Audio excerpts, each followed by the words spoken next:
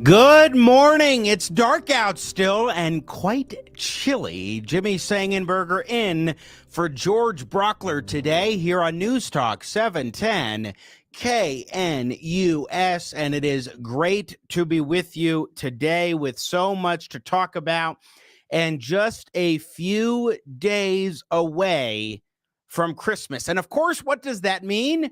It means Congress is about to ram through a $1.7 trillion monstrosity called the Omnibus Bill, where they throw in everything but the kitchen sink, although there's probably some massively expensive kitchen sinks somewhere in there as well. I mean, you know how wasteful the federal government is, don't you? But yes, indeed, they are on the verge of passing $1.7 trillion. And within it includes, say, the Electoral Count Act reforms to what happens when they count the Electoral College votes. Now, I think that's a good change. I think it's something that's necessary and that's valuable, that basically just clarifies the way things already are vis-a-vis what's supposed to happen when the electoral college votes come into Congress and they do their whole count. But you shouldn't be getting that through Congress in a $1.7 trillion bill. That includes defense spending. That includes money for Ukraine. That includes a range of things that we will dive into in the 7 o'clock hour with EJ Antoni. He is with the Heritage Foundation, a research fellow there on the economics side of things. He'll help us to better understand what is being crammed in to this omnibus bill, which should be pushed off into the new year. Now, they shouldn't wait. They shouldn't be delayed. They shouldn't do a cram everything in bill, whether it's next year or this year. But if you're going to do something to wrap up the year and to keep the government from closing down even temporarily, then you should do a short-term resolution and then hash it out with the full Congress rather than coming forth with a 4,100-page bill that's nearly $2 trillion. Elon Musk put out a great tweet. He said, "I'm in favor of a small spending bill to keep things running, but common sense suggests that it be the least amount required through the holidays. Railroading through a giant spending bill that almost no one has read is unlikely to be in the best interests of the people." I think that's very true. Now, that's in response to a poll that he put up because Elon's all about polls. Should Congress approve the $1.7 trillion omnibus spending bill? Just 27.7% have voted yes so far on this poll, while 72.3% have voted no, with 10 hours left to go. It's an interesting poll given the fact that Elon put up a few days ago, should I step down as Twitter CEO? And of course, it was a yes. It was definitive that he should step down as CEO, about the same breakdown, if I recall correctly, but it was at least a noticeable difference between the two. I'm flipping through his Twitter. He's been very active in the Twitterverse lately, hasn't he? I want to remind myself what the percentage differences were between those who voted yes and no on Elon Musk stepping down as CEO of Twitter. That's not to say he's trying to sell the company, but that he's not going to run it day to day anymore. Okay, here it is. I forgot. I printed it out. Here we go. Should I step down as head of Twitter? I will abide by the results of this poll. 57.5% yes. No was 42.5%. So not quite as decisive as this omnibus bill poll that he put out, but also striking nevertheless. And then his response, of course, was, I will resign as CEO as soon as I find someone foolish enough to take the job. After that, I will just run the software and server teams. In the 8 o'clock hour, we will be joined by Adam Weiss, who's a PR guru, CEO of AWMPR Public Relations, and we'll get his take on what's happening vis-a-vis Twitter, Elon Musk, and more. Lots to discuss there, as yours truly, Jimmy Sengenberger, fills in for George Brauchler this Christmas week. In just a moment, I'll see what Bill Thorpe thinks about the pending changing of the guard. We'll talk about that. Give us a call, 303-696-1971. What do you make of Twitter? There's a lot more that we will discuss. The omnibus spending bill. You now have President Trump being referred for prosecution by the U.S. House of Representatives, or at least the January 6th committee. We'll talk a bit about that. The southern border crisis has reached a fever pitch. I mean, it is astronomical, even as Title 42, the end of Title 42, has been put on ice. and they still have a chance. The Supreme Court said, wait, you're not able to jump ahead quite yet in ending this thing. Even so, it's sort of a too little, too late kind of situation. My column for Colorado Politics is on this, but there's much to discuss, audio clips galore that gives us a sense for what is being talked about in D.C. and how off base the Democrats are on this crucial issue. Of course, again, 303-696-1971 is our telephone number to join into the festivities. You can also text into the show on the 710 KNUS app on your smartphone. You can tweet at me 24/7, 365. I'm on Twitter at Sang Center. That's Sang with an E, not an A, Center on Twitter. And there are a couple ways to email yours truly. You can log on to 710knus.com and go to the Jimmy Sengenberger Show page. That's the program I host every Saturday morning from 6 to 9 here on 710 KNUS. Go to the Jimmy Sengenberger Show page. That way you can email directly to me. And you can email me via my website, jimmysengenberger.com. Keep in mind, there's no A, I, or U in Sengenberger. It's all E's all the time. Once you know that, Sengenberger is easy. So lots of ways to get in touch. Of course, the phone number 303-696-1971. We do have a text already coming in from Alexa. The $1.7 trillion bill shows that Congress hates the American people. They would not give $5 billion for our border, but now will give Ukraine another $45 billion. With the Twitter files, we have learned that our tax dollars have been used to spy and censor American citizens. Sorry, I am not working to have my taxes just go to other countries and censor us. So wrong. I think that's a fair concern, especially when we have this dramatically porous southern border where folks who are coming across illegally, illegal immigrants from South America, from the Caribbean, Cuba, Venezuela, Honduras, coming through Mexico, they are saying is in essence that they believe they can come, that there's an invitation from the Biden administration for them to come. It's stunning, and there's lots to talk about. We will get to that coming up on the program. So Elon Musk saying that he will step down as Twitter CEO a couple of days ago. Billy, I want to bring you in on this conversation, get your thoughts, because I have to say, I thought about this. I saw the poll. I voted in it. What do you think I voted? I don't know. What'd you vote? I voted yes. Oh, you did? Okay. I voted yes, and it's not because I think Elon is bad news for Twitter.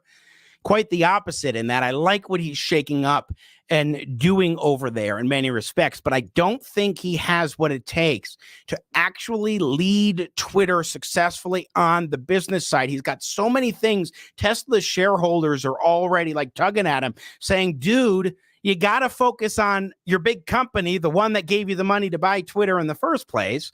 And I'm thinking, okay, you're going to have those pressures and other issues going on for him. I mean, he's got SpaceX and so many different ventures. It makes sense to have somebody who can succeed with this venture, take the reins full bore as CEO.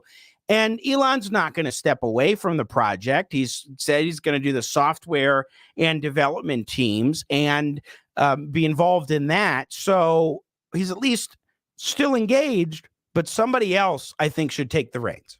I think somebody else has to take the reins if Twitter is going to survive. Exactly. It will not survive under Elon Musk. And the reason being, unless, again, it can, okay, that's not, I should say it can survive, but it's very unlikely at this point because Elon is demonstrating he does not understand, one, the business model, or two, what Twitter is selling. Doesn't understand it in the slightest. This is obviously a vanity purchase, and it's great that billionaires are allowed to make vanity purchases of companies. Wonderful. That's great. But he's demonstrated that he doesn't understand the core of what social media is, and he also doesn't understand the core of what the product that Twitter is selling He doesn't understand the relationship with the advertisers. He has mucked it up. And in fact, what he's done, if you go back and look, he is following his playbook for when he took over Tesla. Remember, Elon didn't start Tesla. Yes, he's not the founder. That is not his car. He didn't create that car. That's somebody else's car. And all of the things that are involved in it, somebody else was doing that. He just took over and pushed one of the guys out. And then he came in and did the exact same thing at Tesla. He cut the workforce by 20%. He's told everybody we're going to go hardcore and all things like that. And he got people to buy in that were willing to say. He also threatened bankruptcy. Oh, the company's going to go bankruptcy. In fact, early on, he would say the company was about to go bankrupt every so often. And then ask the workers to work harder and longer hours. So that was a play, not a legit issue. That was a play, just like with Twitter. It was a play early on, and I think he is getting shocked and surprised that his normal playbook of management isn't working here. I've listened to a lot of interviews about people that did work for him. There's a guy that worked for decades with Tesla. And I'm over a decade with Tesla, and said eventually he just got tired of the constant 70 to 80 hour expected work weeks. And he talked about, yes. Just to be clear, when he said extreme hours as far as Twitter, he really meant extreme hours. Yeah, he really meant when he said extreme hours, he is expecting you to work at least 75 to 80 hours a week, minimum. He sees, again, no problem with sleeping on the floor and the thing. And in the world of Silicon Valley and tech, I understand that there's a group of people out there that go, oh, finally, Elon Musk is not going to be coddling these tech workers anymore. Ah, there go the espresso machines and their ping pong tables. Why were those things put in the first place? They were put there in the first place for competition, because it was hard to get the people to do the programming without the fluffy perks. Just saying, hey, here's your cube. Good luck. Didn't work. And he's going the other direction. I don't think he understands the workforce. Well, he doesn't understand the product. What do you make, though, of the fact that he's consistently doing these polls and then essentially abiding by those polls? Now, when he did make the one that said, should I unsuspend the journalist that I suspended for purportedly doxing him in real time, that's his claim, then he went and did a second poll that kind of divided it up and re-asked the question. But even then, over 50% agreed, yes, you should go ahead and release them or bring them back onto Twitter. But he still has abided by those polls, and that's not something I think he's done necessarily at Tesla. It's something that he doesn't want to do, but he's done this publicly, and he's painted himself into a corner. Elon Musk, in my opinion, is addicted to Twitter. He is addicted to the tweet and response cycle. That it has been proven that type of social media releases dopamine in your brain. It gives you the feel-good juice. And he wants the interaction. He wants the retweets, because every time his brain tells him he's doing a good thing. So I believe, honestly, that, not like a heroin or massive drug addiction, but I believe that, yes, he is addicted to Twitter based on his behavior. I think I can make a good case for that. And he was enamored by the idea that he could ask these questions and millions of people would answer. Oh, in fact, we go back to his Donald Trump poll. He touted engagement, not votes. He touted the number of people that had seen it.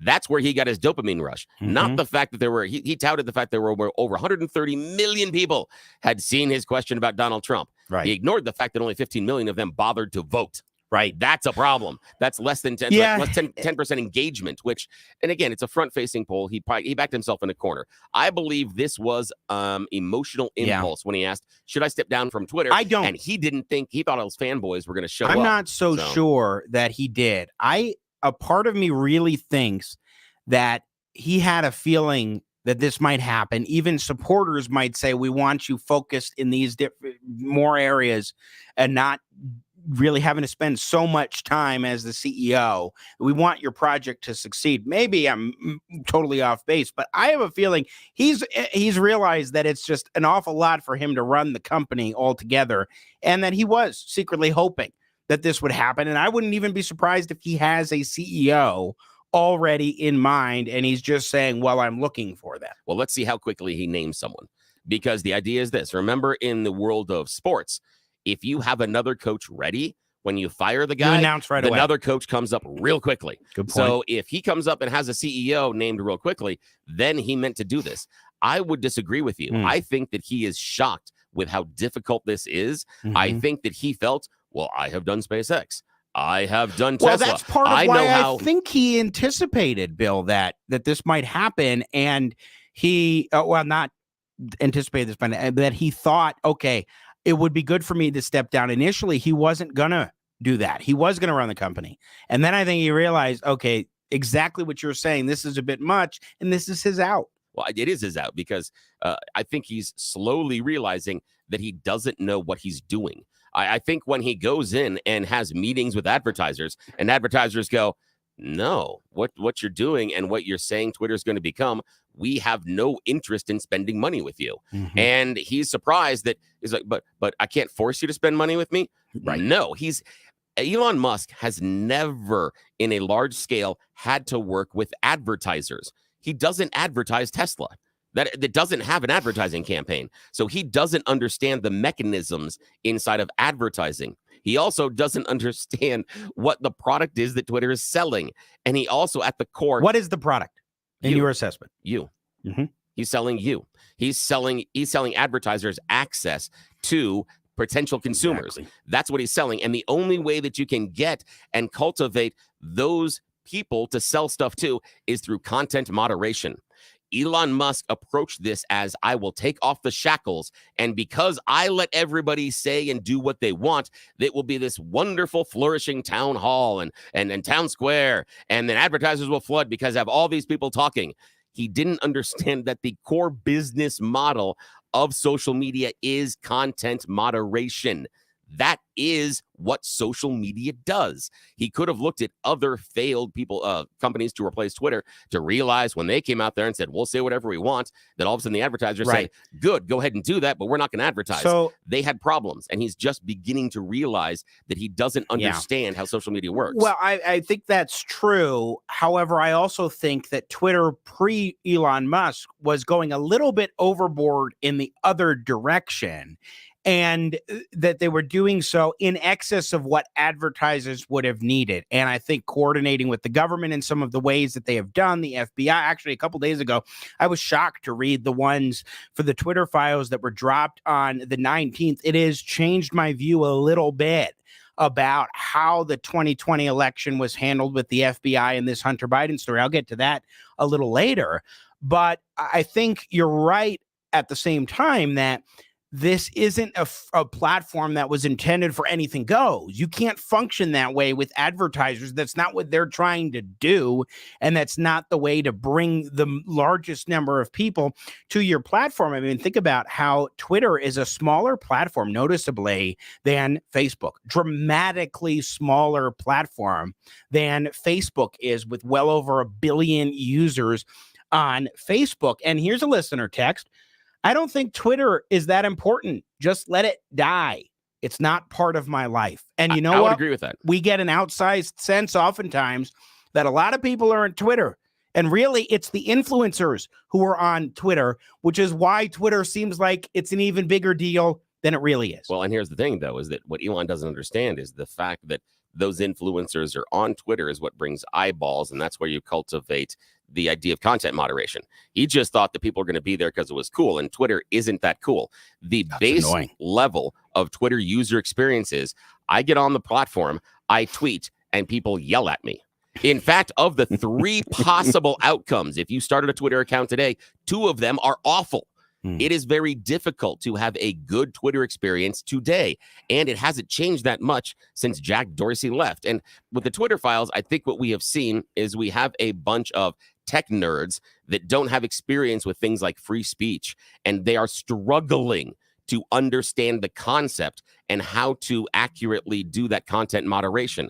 Elon Musk believes it can be done by AI.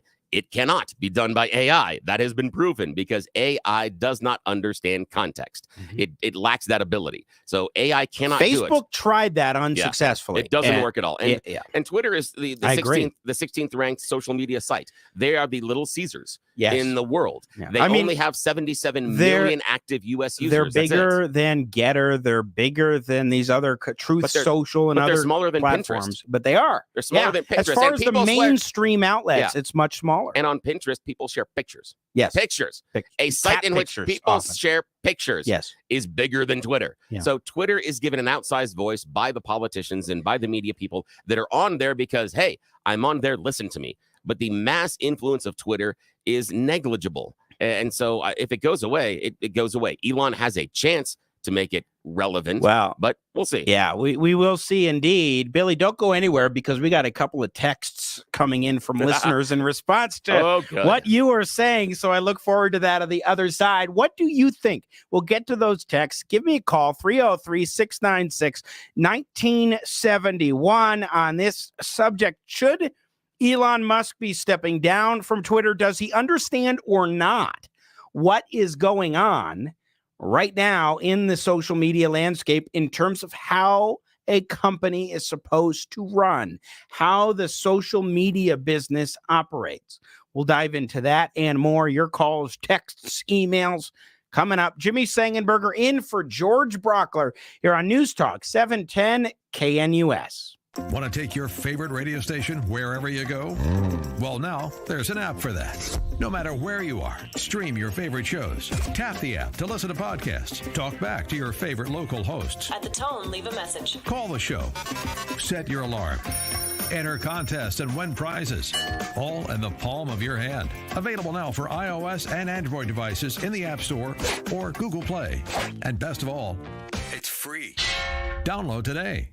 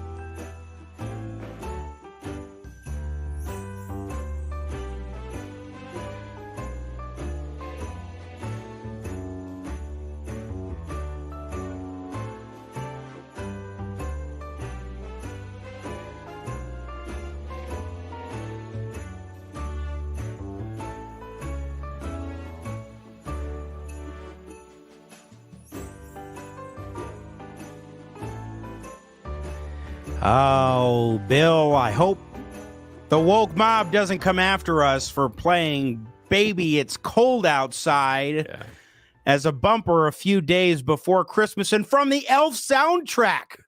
Yeah. No less. But this is a difficult one. I've had conversations for years on the music side of things about whether or not this song is still appropriate. There are a couple of people that tried to redo it and change it a couple of ways, and it doesn't work as well.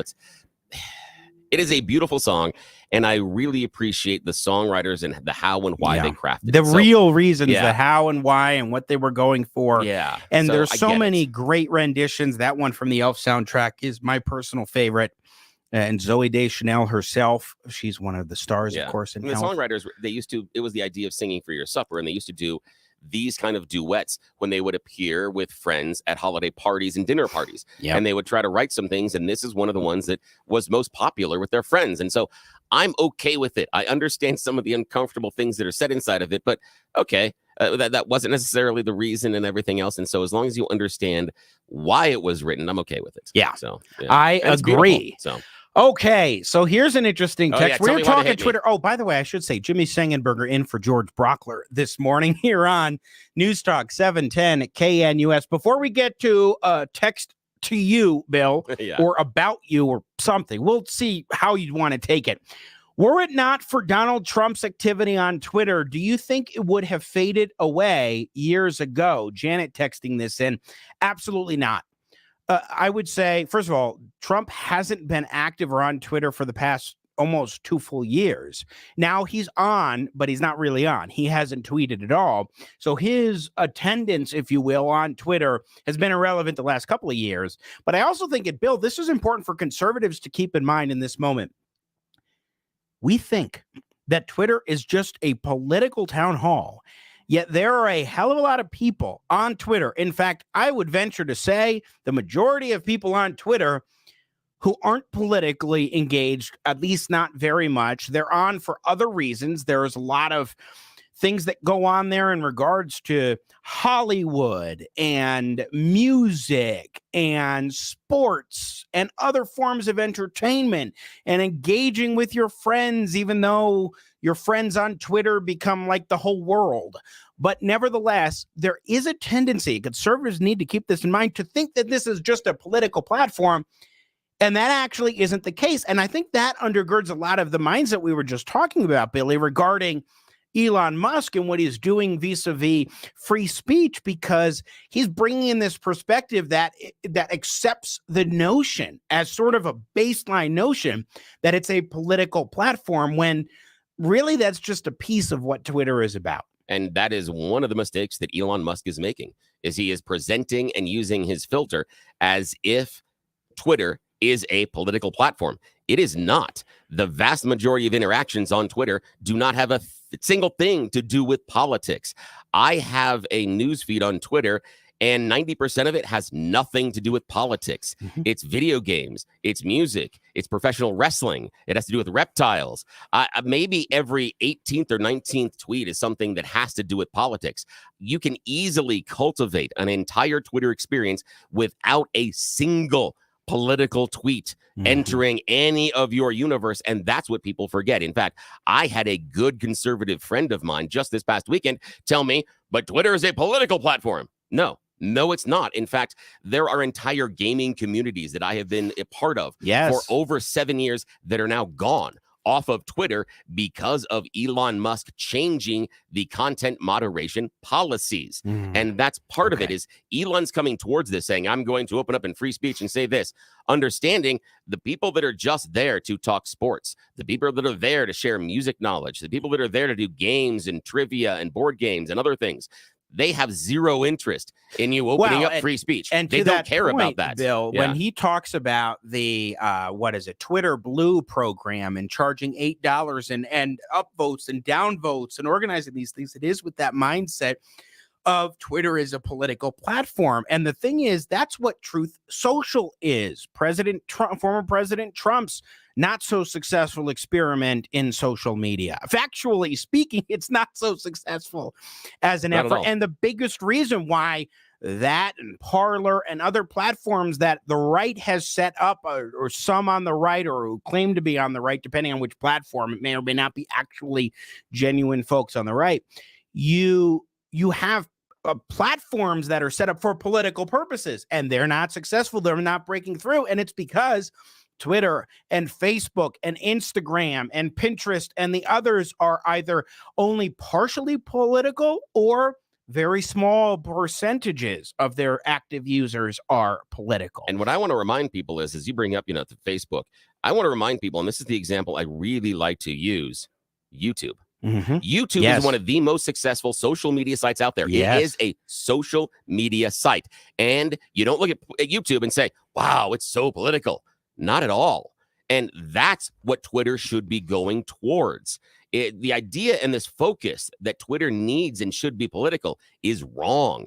That is such a small portion of the conversation. And that is one of the mistakes that Elon Musk is making at this point, is he believes this is a political platform. It's a mess. Let me give you one other example, and then we'll get to a text about you, Bill Thorpe, or at least with a question for you. When I go on to Face or YouTube, now I'm getting all the platforms mixed up, but that's understandable. It's only 6:40 in the morning.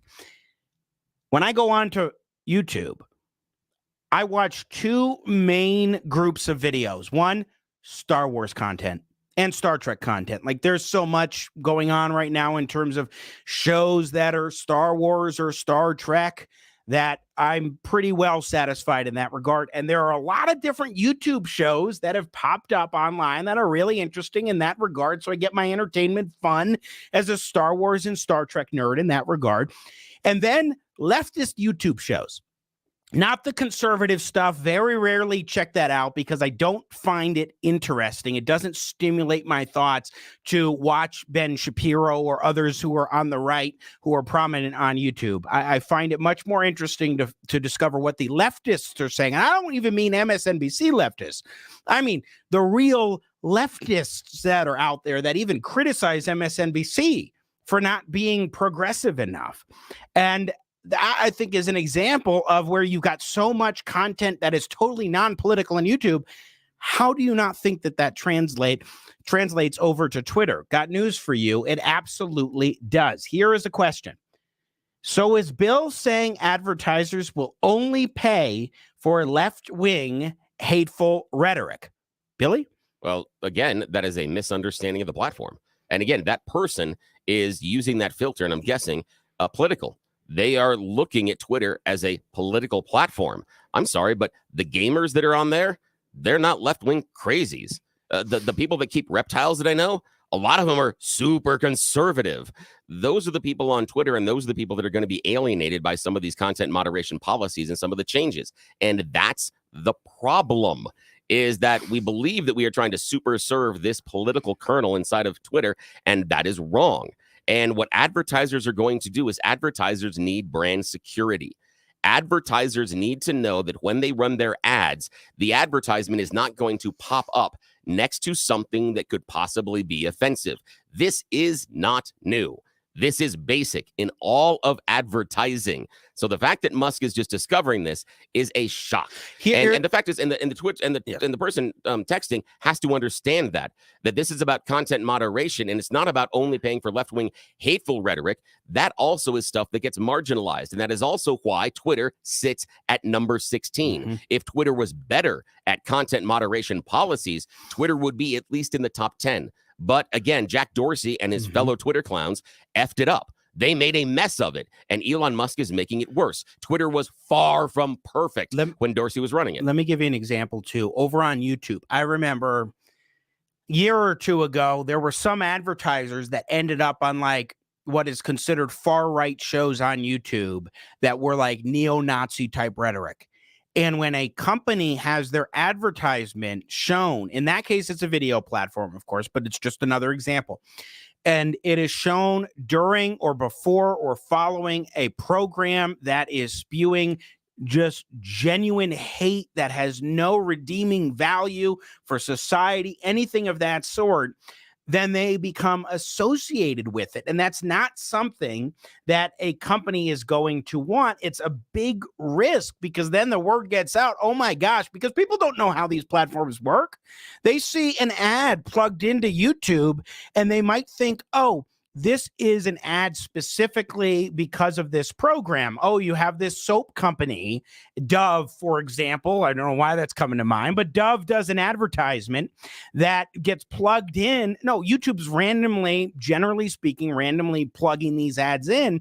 And those kinds of associations can tear down or bring down that company. And actually, YouTube is not randomly plugging the ads in. YouTube relies, just like all the other social media companies, they rely on AI. The algorithm. And right. the AI is based on keywords. And that's where it gets sticky. That if I'm advertising, let's say that I am running a Hispanic food company, and I have certain Hispanic words that I'm looking for keywords, and then I'm looking for certain demographics. If someone that has very hateful rhetoric about the Hispanic community and fits that demographic, the AI has a good chance of placing my advertisement adjacent to that content. That is not something that as a business you want. And I understand people going, why can't the businesses be political? Hang on, let's review this.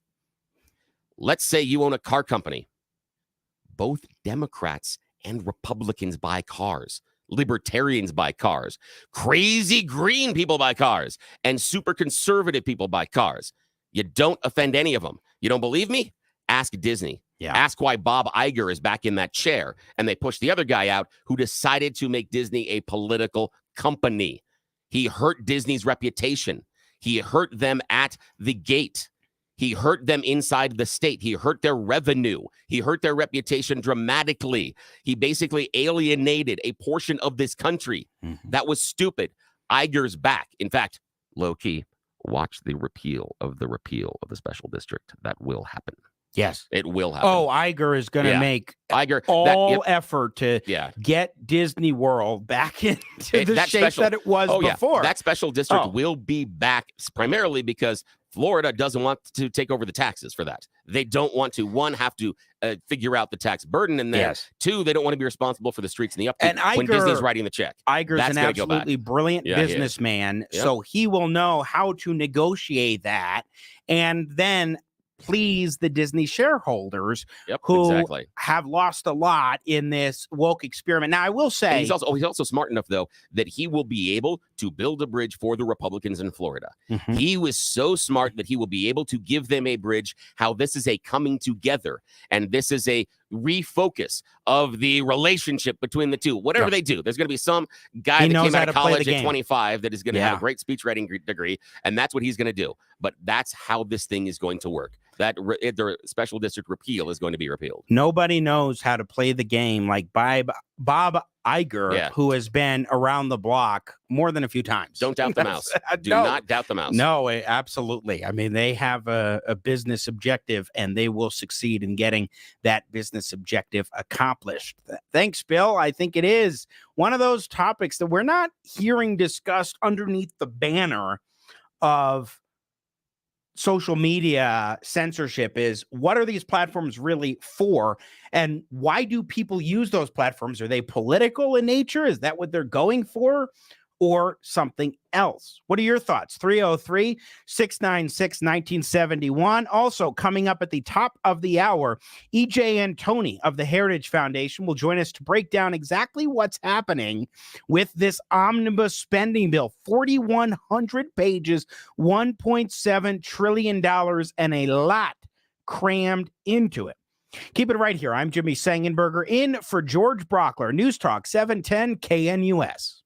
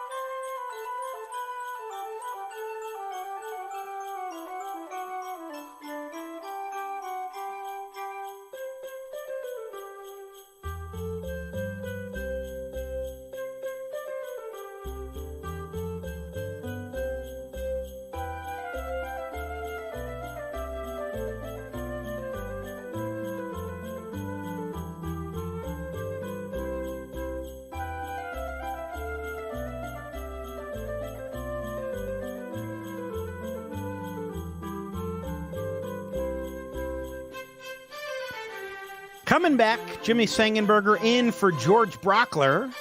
News Talk 710 KNUS. Good to be with you. Top of the hour, EJ Antoni of the Heritage Foundation will join us to break down this $1.7 trillion, 4,100-page monstrosity called the Omnibus Bill. You don't want to miss that. What the heck is being rammed into this bill? So many different things. That's a lot of pages, and they are ready to just force that thing through Congress. Listener text coming in. This is the one who said, so is Bill saying advertisers will only pay for left-wing hateful rhetoric? He adds here from our discussion before, Billy, I disagree. Every platform I participate in, I see consistent hate speech in the gaming community, music, etc. There's always advertisements associated with those posts. And on a platform like Twitter, you will see ads while you're scrolling down all over the place and all sorts of different content. It's not curated in the same kind of way as YouTube is. But that point is the exact reason why there is, Billy, moderation when it comes to social media. I think we'll get to this more later in the show, but I think that Twitter has definitely gone overboard on political moderation. But the fact of the matter is, this is why it exists, to try and curate that. You're not always going to get it perfectly, but you'll get closer to it. And sometimes a platform like YouTube, you will see certain kinds of programs demonetized because of their content. So then ads won't show up, putting advertisers in a difficult space. Yeah, the individuals that are out there posting the hateful speech and stuff, those are the ones that are not getting paid. And so, yes, you will see responses and interaction of people saying hateful things in threads. But the person that started the thread, that's the person that is the advertisers attached to at that point. So that's why you see some of those hateful comments, and they're still advertising. The individuals that their bread and butter is the hateful speech. But they get demonetized and they get pushed to the corner. That's how it should work. You were telling me about one company that I hadn't heard of. Quite frankly, I don't really use Instagram, but that because of Instagram, they're a big company, but they use this particular social media platform. Warby Parker, the glasses maker, they would not exist without Instagram's advertising platform. Warby Parker as a company would not exist. There are people that have built businesses because of Instagram and how they content moderate. Same thing happens on YouTube. There are entire content creators that now have production companies based on the money they've been able to earn through YouTube. There are people that have been able to build businesses through Facebook. Guess how many businesses Twitter has built? 0. Not a single one. Because of the flaws in how they moderate content, because they don't do it very well. That's why they are the Little Caesars of social media. They're not that good at it. And if you have to look at things like Instagram and Facebook, and especially YouTube, YouTube has nailed content moderation and understanding how to let people build businesses. That's why those individuals are there. And until Twitter figures that out, until Twitter really understands content moderation, and again, content moderation is not banning the people I don't like. That's not how content moderation works. Or it shouldn't work. The core of content moderation is encouraging the content that you like. Bill, that's how I think it works. You're hitting on something that gets to my point about a different guy needs to be CEO of Twitter, because Elon Musk isn't bringing that mindset. Twitter's never had that mindset. He needs somebody who can allow for the greater free speech that Elon has specifically said as the owner of Twitter. He wants to bring to that platform as an open town hall, but not a hellscape, of course, but also gets the business, the underlying business and product that Twitter is selling. I'm Jimmy Sengenberger, filling in for George Brauchler. We'll continue the conversation on the other side. News Talk 710 KNUS. Want to take your favorite radio station wherever you go? Well, now there's an app for that. No matter where you are, stream your favorite shows. Tap the app to listen to podcasts. Talk back to your favorite local hosts. At the tone, leave a message. Call the show. Set your alarm. Enter contests and win prizes. All in the palm of your hand. Available now for iOS and Android devices in the App Store or Google Play. And best of all, it's free. Download today.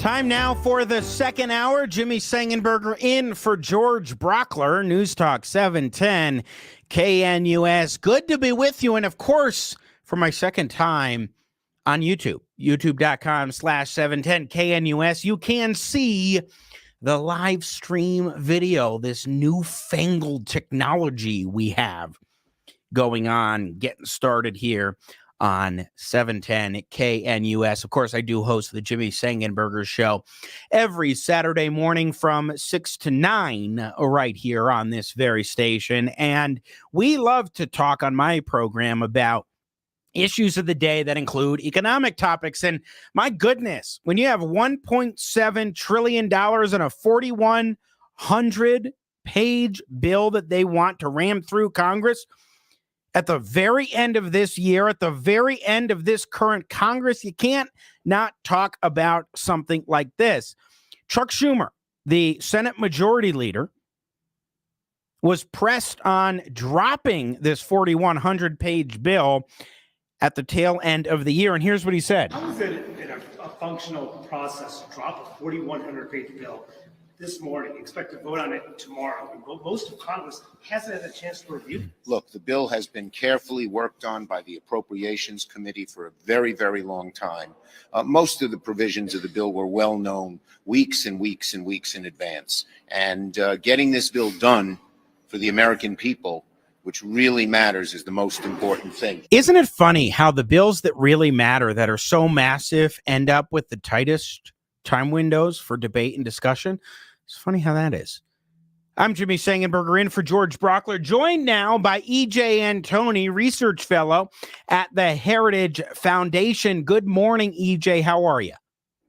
Jimmy, good morning. How are you doing? I'm doing well. Can't believe Christmas is a few days away. Merry Christmas to you, and thanks for coming on. Yeah, Merry Christmas to you, too. Granted, it's the most expensive Christmas ever, but yes. What are you going to do? Well, exactly. For everybody, and perhaps for the all-knowing, all-powerful federal government, if they go ahead and pass this omnibus bill. But let's look at this thing, EJ.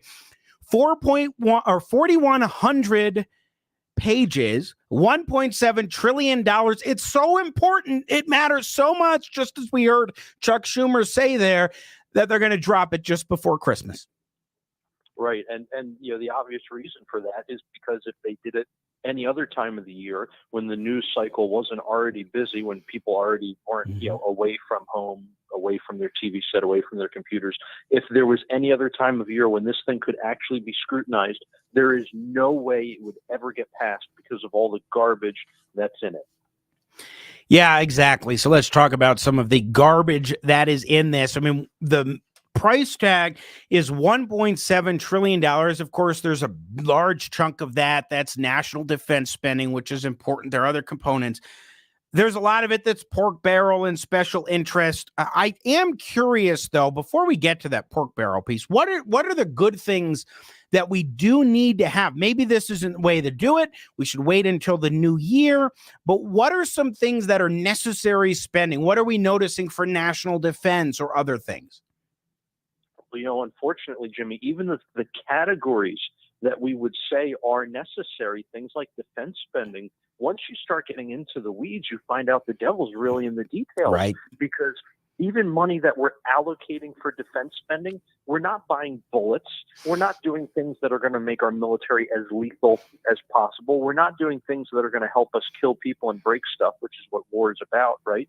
No. We're spending money to ensure a green transition of the military. I mean, it is just absolute nonsense. This is nothing but just left-wing propaganda and a left-wing wish list before Christmas. So in other words, even the good stuff isn't so good. Jimmy, that's exactly right. I could not have said it better myself. It is nothing more than the Green New Deal, but just a smaller version of it.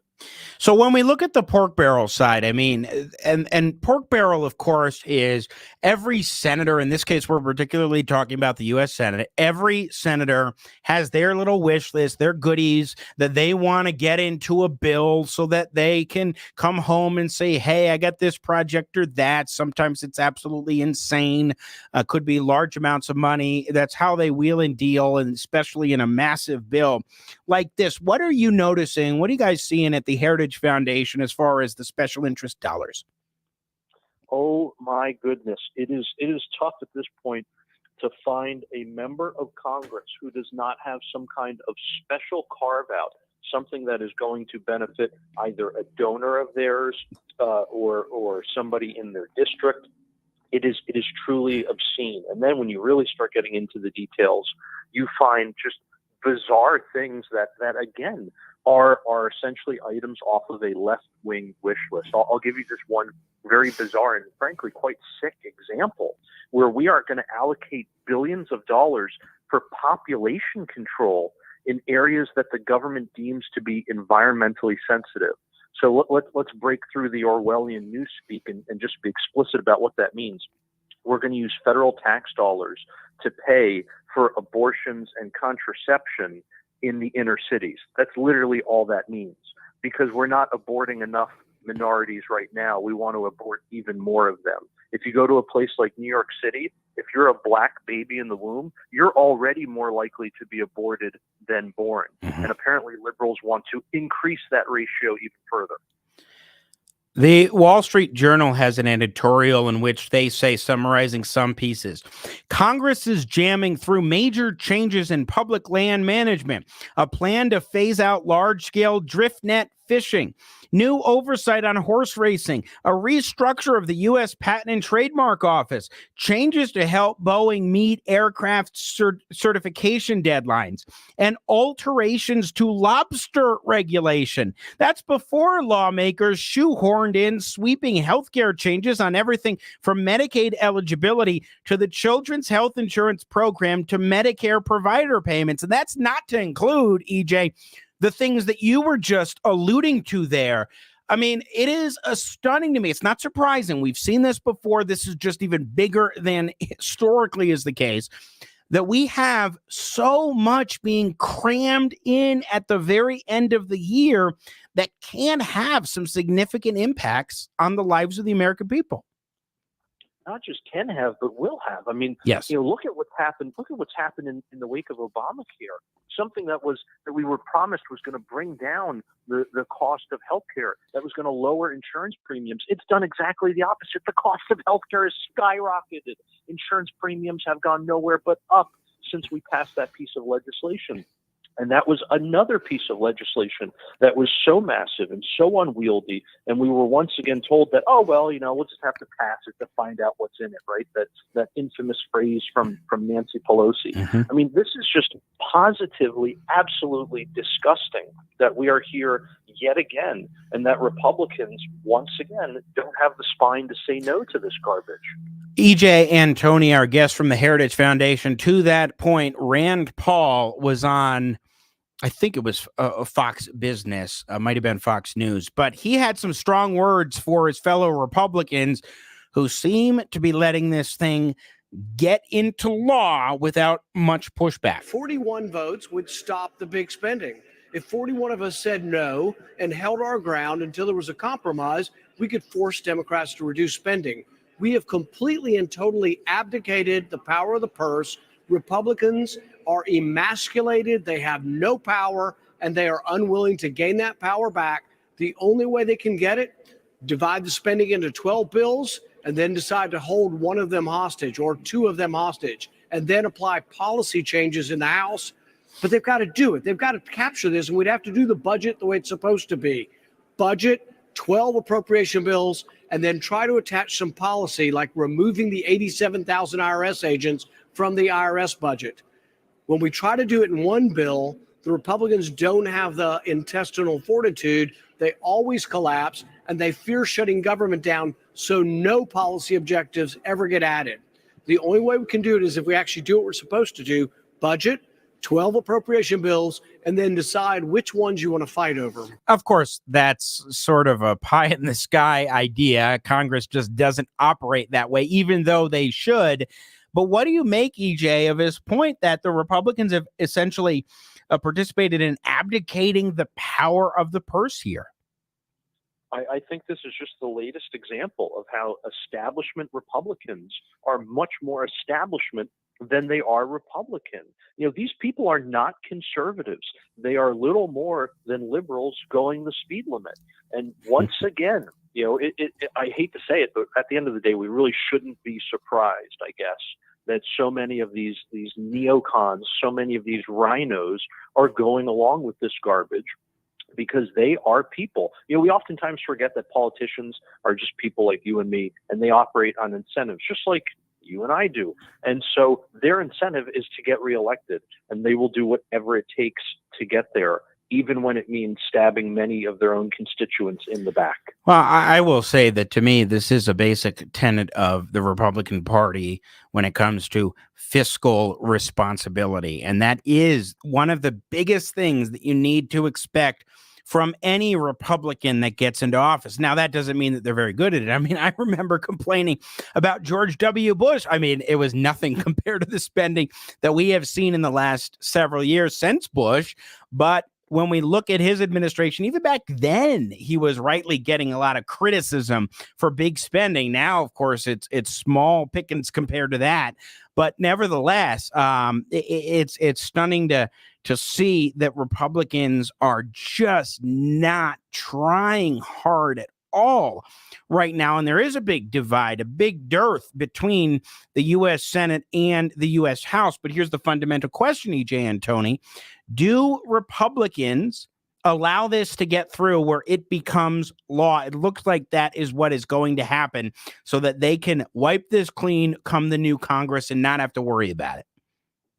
It does very much look like, sadly, Republicans are going to cave to the demands of Democrats, and that we're going to get this massive, massive spending bill and a massive amount of debt and a massive deficit as well.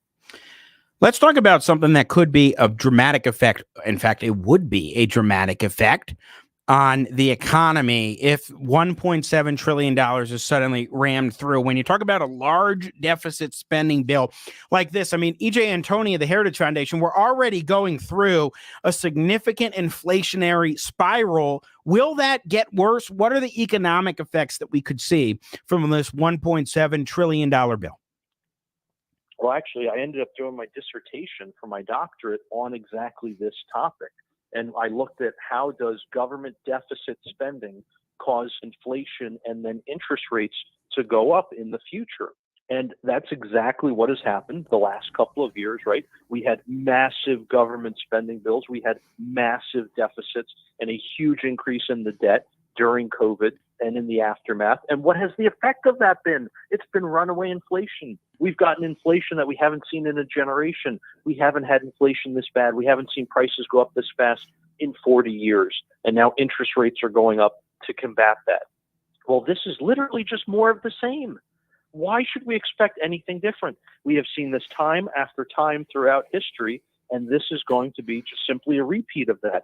And it's amazing how these people apparently haven't gone through enough pain, or at least they're not feeling the pain, just their constituents are, that they're ready to do it all over again. So I see, unfortunately, very little positive indicators in terms of the economy for the near future. EJ, I'm being told that a listener called in, I think, a good question here, especially given what we were just saying as far as the likelihood of this passing in Congress with Republicans being complicit. That is, how can we get Republicans more focused? And I presume that the caller was suggesting on fiscal issues like this to be more fiscally responsible, but also on how to expand a GDP number. So I'm going to change that a little bit to how to grow the economy. So how do you focus on getting back to fiscal responsibility, get the GOP focused on fiscal responsibility and on improving economic growth to the greatest extent possible, I would add, given that we are on the verge of Democrats expanding their control of the U.S. Senate, but Republicans will be in the House. Control. It's a great question, and I think at the end of the day, we have to go back to that fact that these politicians are just people like you and me, and they operate on incentives like you and me. Right. And if we ensure that their bad behavior results in bad results, aka they get booted out of office, then they will stop their bad behavior. And I think people have been far, far too tolerant of Republicans who pay lip service to the ideals of their base, but then get into office and do precisely the opposite of that. There are a lot of people that wear that name badge of conservatism, or at least we assume they're conservative because they have an R after their name, and in fact they're not conservative at all. And really, just I do want to emphasize that this, at the end of the day, is all about policy and not politics. Many of the just terrible ideas and policies of the current administration were actually begun in the last administration, a Republican. And I think that's one of the reasons why history will judge the Biden administration so harshly. They had the benefit of hindsight to see which policies of the Trump administration worked and which ones didn't. And mysteriously, they have doubled down on all of the bad policies and ignored all of the successes. Yeah, even looking at raising taxes more and more. I mean, that's something, and doing it. That is, of course, a plank of the Democrat Party platform, but it's something that is the antithesis of, say, the Tax Cuts and Jobs Act. That was one of those really good economic things that the Trump administration did. EJ Antoni, when we look at the political environment here, of course, we want Republicans to stand firm, especially in the House, and use their leverage as best they can. But practically speaking, I mean, you know how DC operates. What can Republicans do in the House? If you were to advise them on their economic policy agenda for the next 2 years, what would you say they should do? I would say, number one, you absolutely have to draw your line in the sand and stick to it. No new tax increases. In fact, push for tax cuts, push for spending cuts, regulatory cuts, and basically just hold the entire government hostage. Yes, I said it, and I'll stand by that. Hold the government hostage. Create government shutdowns if you have to. I don't care. People need to realize how unsustainable the path we are on actually is. I mean, do you want the fiscal collapse of the republic? Because that's where we are headed. This is where Republicans need to stop the omnibus bill right now in its tracks, and then in the beginning of the year, sort things out. If you want to do a very quick, let's just put a Band-Aid to get through the next few weeks, fine, but don't keep kicking the can down the road. Do that enough to get Republicans in charge of the House, where then they have more leverage in terms of getting something sensible through. And then you can go in and even say, okay, we're not going to do this, even if it means a government shutdown, because we have to look at the long-term fiscal and economic health of the American people, right? That's absolutely right. What Congress should do right now is basically just pass a continuing resolution to get us through until the next Congress takes over. Right? But they don't want to do that. It's so ironic that the exact same party that constantly talks about, democracy and threats to democracy, blah, blah, blah. They're the same people who right now are trying to subvert democracy because they don't want the people's duly elected representatives next year to be able to actually author spending bills. They want to do it themselves. They want to essentially rob the people's duly elected representatives of the ability to legislate. That is a travesty. Yeah, I mean, I do think that there's always the question in Republican minds, okay, what is the political fallout from saying, oh, this government shutdown is the fault of the Republicans? But here's the thing, and that's sort of an instance. This is where, A, it's a fundamental plank of the Republican Party, and B, EJ Antoni and the Heritage Foundation, you set the narrative right in the beginning. This is what we're doing. This is why we are doing it, and really push back. You know how the media is going to operate in response to whatever the Republicans do, but that's when you have the gift of foresight, and you can come in to the discussion and the debate knowing exactly how they're going to try to frame it and do your level best to push back and to set the narrative yourself. That's exactly right. And I think people really overestimate, quite frankly, the impact of a government shutdown. And I think we underestimate how easy it would be to continue going about our daily lives under a government shutdown.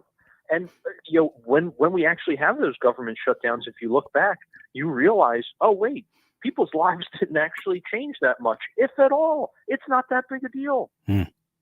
EJ Antoni, Research Fellow at the Heritage Foundation. Thanks so much for joining us this morning and sharing some thoughts on this whole monstrosity they call the omnibus bill. Really appreciate it. Well, thank you for having me.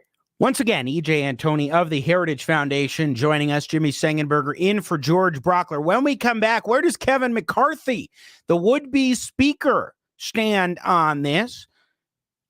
Supposedly, he supports it kind of quietly behind the scenes and hopes that it gets passed. And then he doesn't have to deal with it in the new year. But his response to that rumor, well, we've got the audio from that coming up. What do you make of this? What should Republicans do? Should they follow the pathway that EJ and I were talking about in terms of passing a continuing resolution just to get Republicans in control of the U.S. House and then use that leverage for something else, even if it means something very different from this $1.7 trillion bill, even if it means a potential government shutdown? Now, do I want a shutdown? No, but it is entirely plausible that a brief shutdown may be necessary in terms of getting this House in order. And the Republicans then need to be smart in how they actually go about approaching that if they decide to do so. What are your thoughts? 303-696-1971. We're talking about a 4,100-page bill that Chuck Schumer wants to pass today.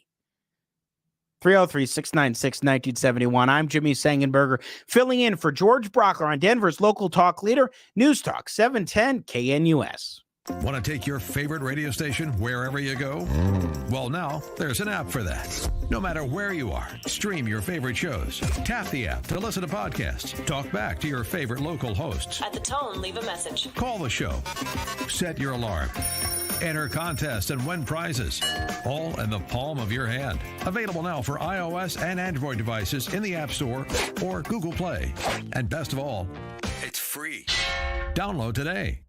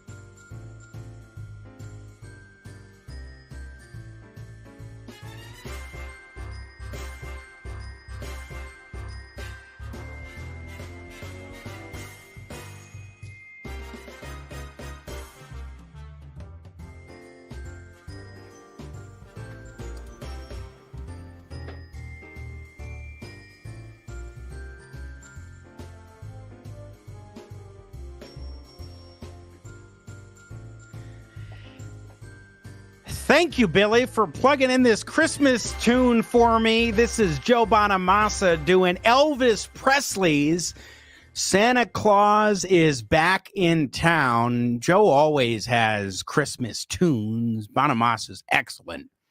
Bill, you finally got to see him at some point at Red Rocks. Like, you got to make that happen. Good to be with you. Jimmy Sengenberger in for George Brauchler. Merry Christmas, one and all. Good to be with you today. News Talk 710 KNUS. So here's the question.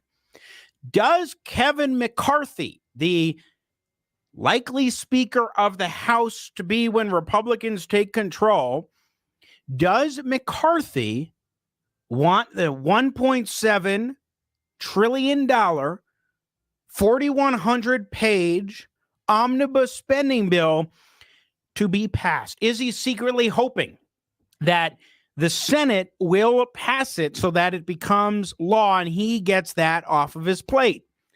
Yesterday, I think it was yesterday, Larry Kudlow put that question to McCarthy. Joining me now is the aforementioned Kevin McCarthy with a good smile on his face. Kevin McCarthy, it is my pleasure to endorse you. I don't know why everyone hasn't already done it yet. We'll get to that question in a moment. Given, and I'm sure I've forgotten lots of them.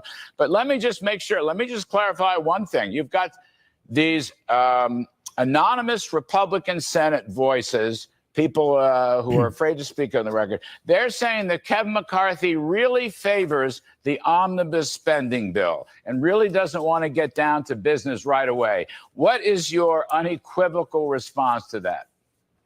That's a lie. Hell no. Why would you move forward? And you know this better than anybody, Larry. They're going to raise another $100 billion on your baseline. They're going to take away our opportunity to secure the border, to become energy independent. Because when these approach bills get passed, remember what's happening here. Leahy and Shelby are writing it. Two senators who won't be there in 15 days. We now have a stronger hand we can play with the Senate and with the administration because we will have the gavel. Do a short-term CR. Put it into the end of January, into February. We're willing to go forward. That's a lie. Hell no, McCarthy says to the rumor from anonymous Republican senators who, according to Kudlow, won't go on the record, who say, actually, McCarthy wants this to become law. Now, when he says appropriations bills, he means appropriations bills. That is to say, the big spending bills. Now, why might McCarthy kind of sort of want potentially this bill to get passed? Now, I'll take him at his word. He doesn't want it to get passed, but I think there's a part of him that is like, it wouldn't be such a bad thing. And it is because of this, and it's something that Kudlow was alluding to and saying he endorses McCarthy for Speaker, something that's dogging him right now, and that is the Speaker's race. You have just a handful, I think like 5 members of Congress, including Colorado's own Lauren Boebert, who are not on board with Kevin McCarthy for Speaker. And here's the thing. You can't get committee assignments together. You can't get a variety of things in order, your house in order, until you have that speakership solidified. And the longer it takes to solidify the speakership, the more difficult it will be for Republicans, which are notorious for not sort of getting lined up and aligned very quickly. I mean, independent thinkers, different interests that are at play, different willingnesses to go after real conservative issues and to hold the line. And if you can't get that duck in a row of a speakership, then what does that mean moving ahead? That's the big challenge. And that's what's got to be on Kevin McCarthy's mind here. Jake Tapper over on CNN had a pejorative for Republicans. Of course, it's CNN for certain Republicans in the House. But I think he sort of encapsulated the concern here that McCarthy may have a little bit beyond just the speakership discussion, but over whether or not, if Republicans take control of Congress and this of the House, and this omnibus spending bill hasn't been passed, What will Republicans actually be able to do given a very slim majority? How likely is it that the GOP will actually get their house in order to take on this issue in a collaborative way? Well, take a listen to this clip from CNN. The House Republican leader, Kevin McCarthy, desperately trying to get the number of votes he needs to become the Speaker of the House in the next Congress. He's actually threatening Republican senators, saying if they vote for this $1.7 trillion omnibus spending package, that any future legislation they offer will be dead on arrival when it comes to the House. Take a listen to one Republican senator reacting to that. Well, I don't know if I buy the threat, but I find it, Kevin's in a tough spot. Statements like that and statements coming from House Republicans is the very reason that some Senate Republicans feel they probably should spare them from the burden of having to govern. This is the exact irony. The reason that Senate Republicans are coming into this deal with the devil, in their view, is because they look at Kevin McCarthy and his gang of flying monkeys. He's like, they're not going to be able to legislate. Yeah. Spare them from the burden of having to govern. That's a Republican senator talking about that in the context of the U.S. House of Representatives and the Republicans in the House, the burden of having to govern. How dysfunctional is the U.S. House? Are they going to be able to get things in line if you can't even line up McCarthy for Speaker? Now, keep in mind that there were several Democrats who were sort of holdouts for Pelosi in 2021. The last go around when Pelosi was still Speaker and Pelosi was trying to become Speaker for another term, would end up being her last term as Speaker of the House.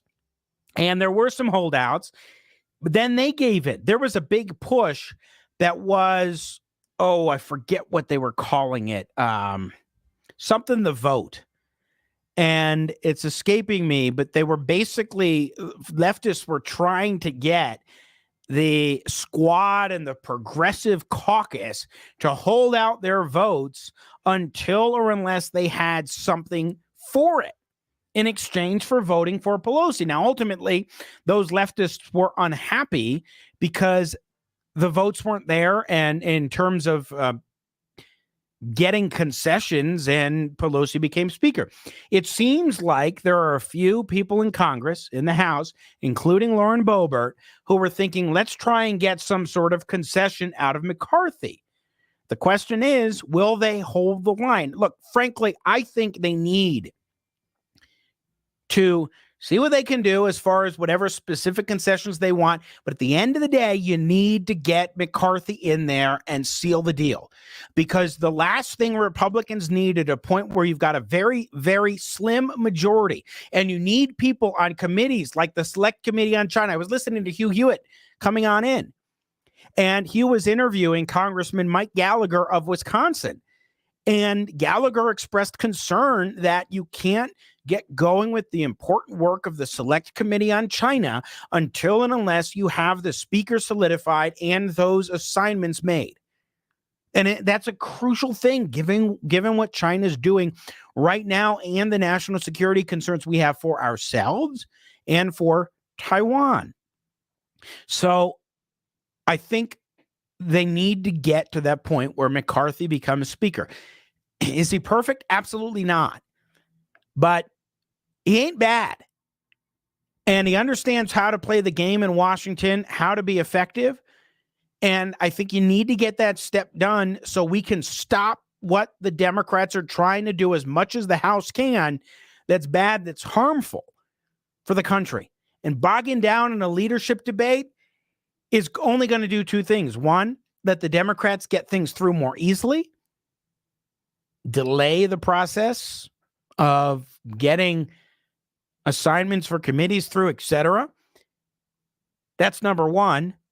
And number two, it's going to make the Republicans look like this band of flying monkeys that Jake Tapper is talking about. But what do you think? Should they seal the deal with McCarthy? 303-696-1971. And when it comes to this $1.7 trillion, 4,100-page monstrosity, what will happen? Will it get through? And is McCarthy secretly wanting it to pass so that he doesn't have to deal with this as an issue next year? And in fact, he can instead use it as a means of sort of beating up on the United States Senate and beating up on the Democrats. What are your thoughts? 303-696-1971. You can text into the show on the 710 KNUS app on your smartphone. We'll also get back to Twitter, Elon Musk, and what's happening in social media with PR guru Adam Weiss at the top of the hour. I'm Jimmy Sengenberger, filling in for George Brauchler, keeping it rolling here on Denver's local talk leader, News Talk 710 KNUS. Want to take your favorite radio station wherever you go? Well, now there's an app for that. No matter where you are, stream your favorite shows. Tap the app to listen to podcasts. Talk back to your favorite local hosts. At the tone, leave a message. Call the show. Set your alarm. Enter contests and win prizes, all in the palm of your hand. Available now for iOS and Android devices in the App Store or Google Play. And best of all, it's free. Download today.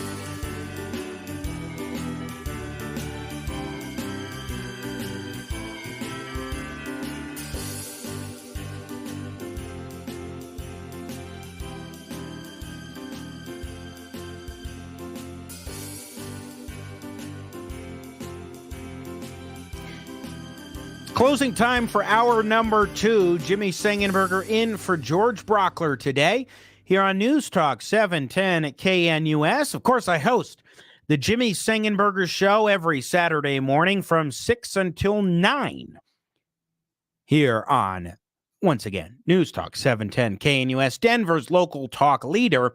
And this coming Saturday is going to be a lot of fun. I'm going to catch up with my friend, Rabbi Jonathan Hausman, to talk a bit about what Hanukkah is really about, because it overlaps with Christmas this year. Hanukkah started on Sunday, and it ends, I think, Monday of next week. And happy Hanukkah to all of our Jewish brothers and sisters listening to the show this morning. Rabbi Hausman is always a blast. He and I have a similar musical interest, too, as far as blues. And I love talking with him, especially because he's got an on-point perspective on Hanukkah and how, no, it is not the Jewish Christmas. We'll talk with Rabbi Hausman about that. Plus, I'm excited about this. Somebody I've been listening to his music since I was in high school, a Christian blues guy named Jimmy Bratcher, Reverend Jimmy Bratcher. He is a pastor and a blues guitarist. He's going to be joining me on Saturday morning, and I'm looking forward to talking Christmas, talking some blues. That'll be a lot of fun. And also on this Saturday's Jimmy Sengenberger Show, my annual visit and check-in with Santa Claus. I hear that the elves are about to go on strike. Maybe we'll have news that he's averted the strike on Saturday. We'll find out when that happens. It's going to be a lot of fun, 6 to 9 on Saturday morning. Tune in for the Jimmy Sengenberger Show. We've got this 4,100-page, $1.7 trillion spending bill.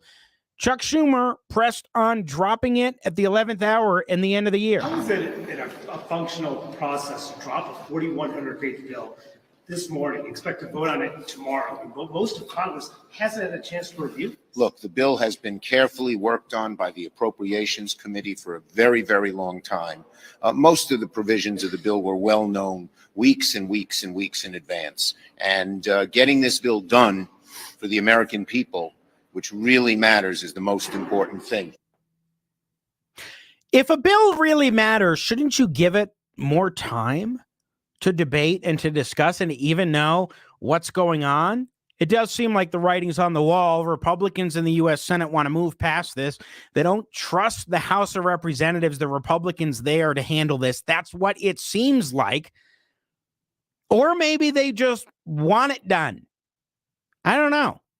Either way, it does seem like the writing is on the wall, and this monstrous omnibus spending bill is going to get through. It absolutely should not, full stop. Continuing resolution, just as we talked with EJ Antoni about, do that and then let the ball be in the Republicans' court to negotiate something else come the beginning of the year. 303-696-1971, our telephone number. Let's round out the hour with Joe in Arvada. Good morning, Joe. Good morning, Jimmy. A lot of sayings come to mind. Absolute power corrupts absolutely. Fait accompli and kabuki theater. We're just seeing the result of a long tradition. I think it really started when the bailout package began. I mean, it was in full swing before that, but the bailout package really moved it to a new level. Which bailout package? The George Bush.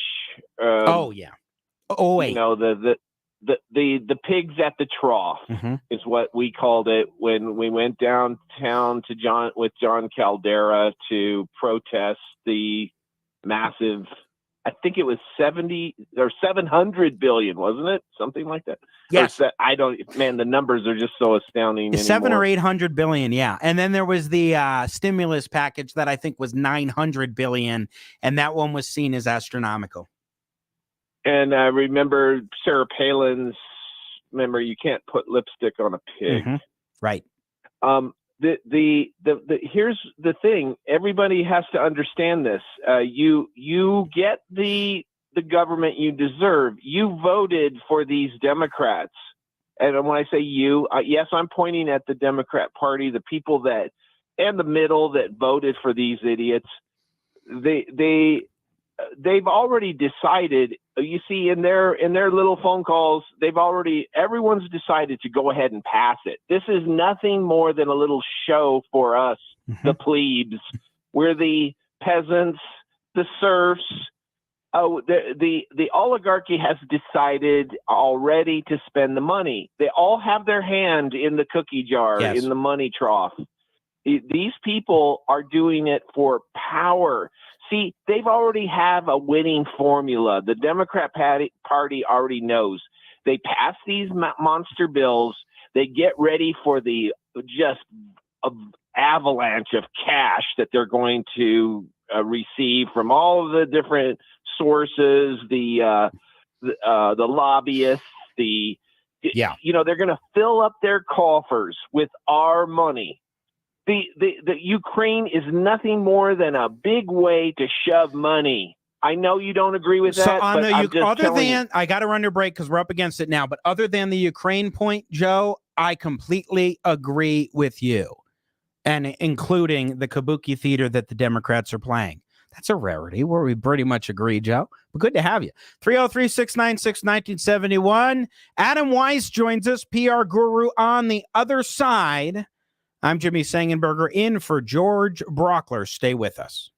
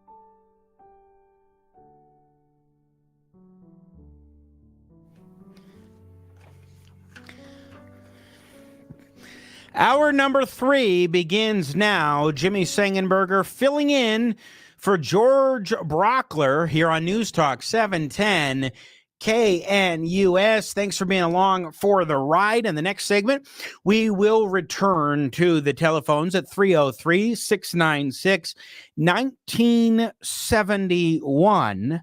Now we have Elon Musk officially on the hunt, or so he says, for a new CEO to take over his role as the top guy at the company that he's purchased. Now, he'd still own it.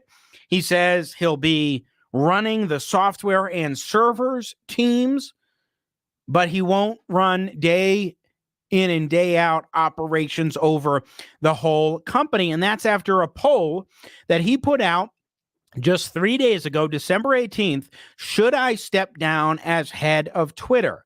I will abide by the results of this poll. 57.5% said yes, 42.5% said no. And I have to be honest, I voted yes.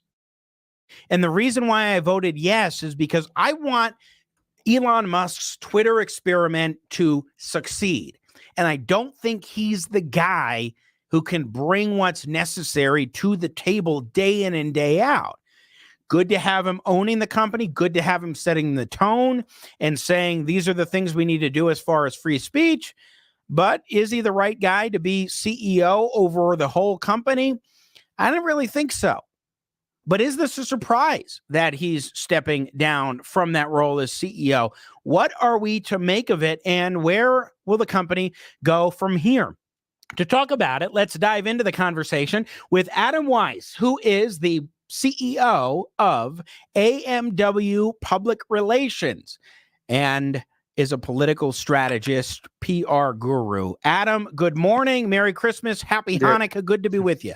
Yeah, happy holiday. Happy Hanukkah. Thanks for having me. Thanks for coming on. I really appreciate you taking the time today to join us. I mean, this is one of those stories that you really can't make up, in the sense of, I mean, back in April, Elon Musk announces, I'm going to buy Twitter. I want to put in this offer. And then you have the whole rigmarole. He tries to get out of the deal, ends up being forced into it. Now he runs it. And just a few days ago, it's determined based on a poll that he's not going to be CEO anymore.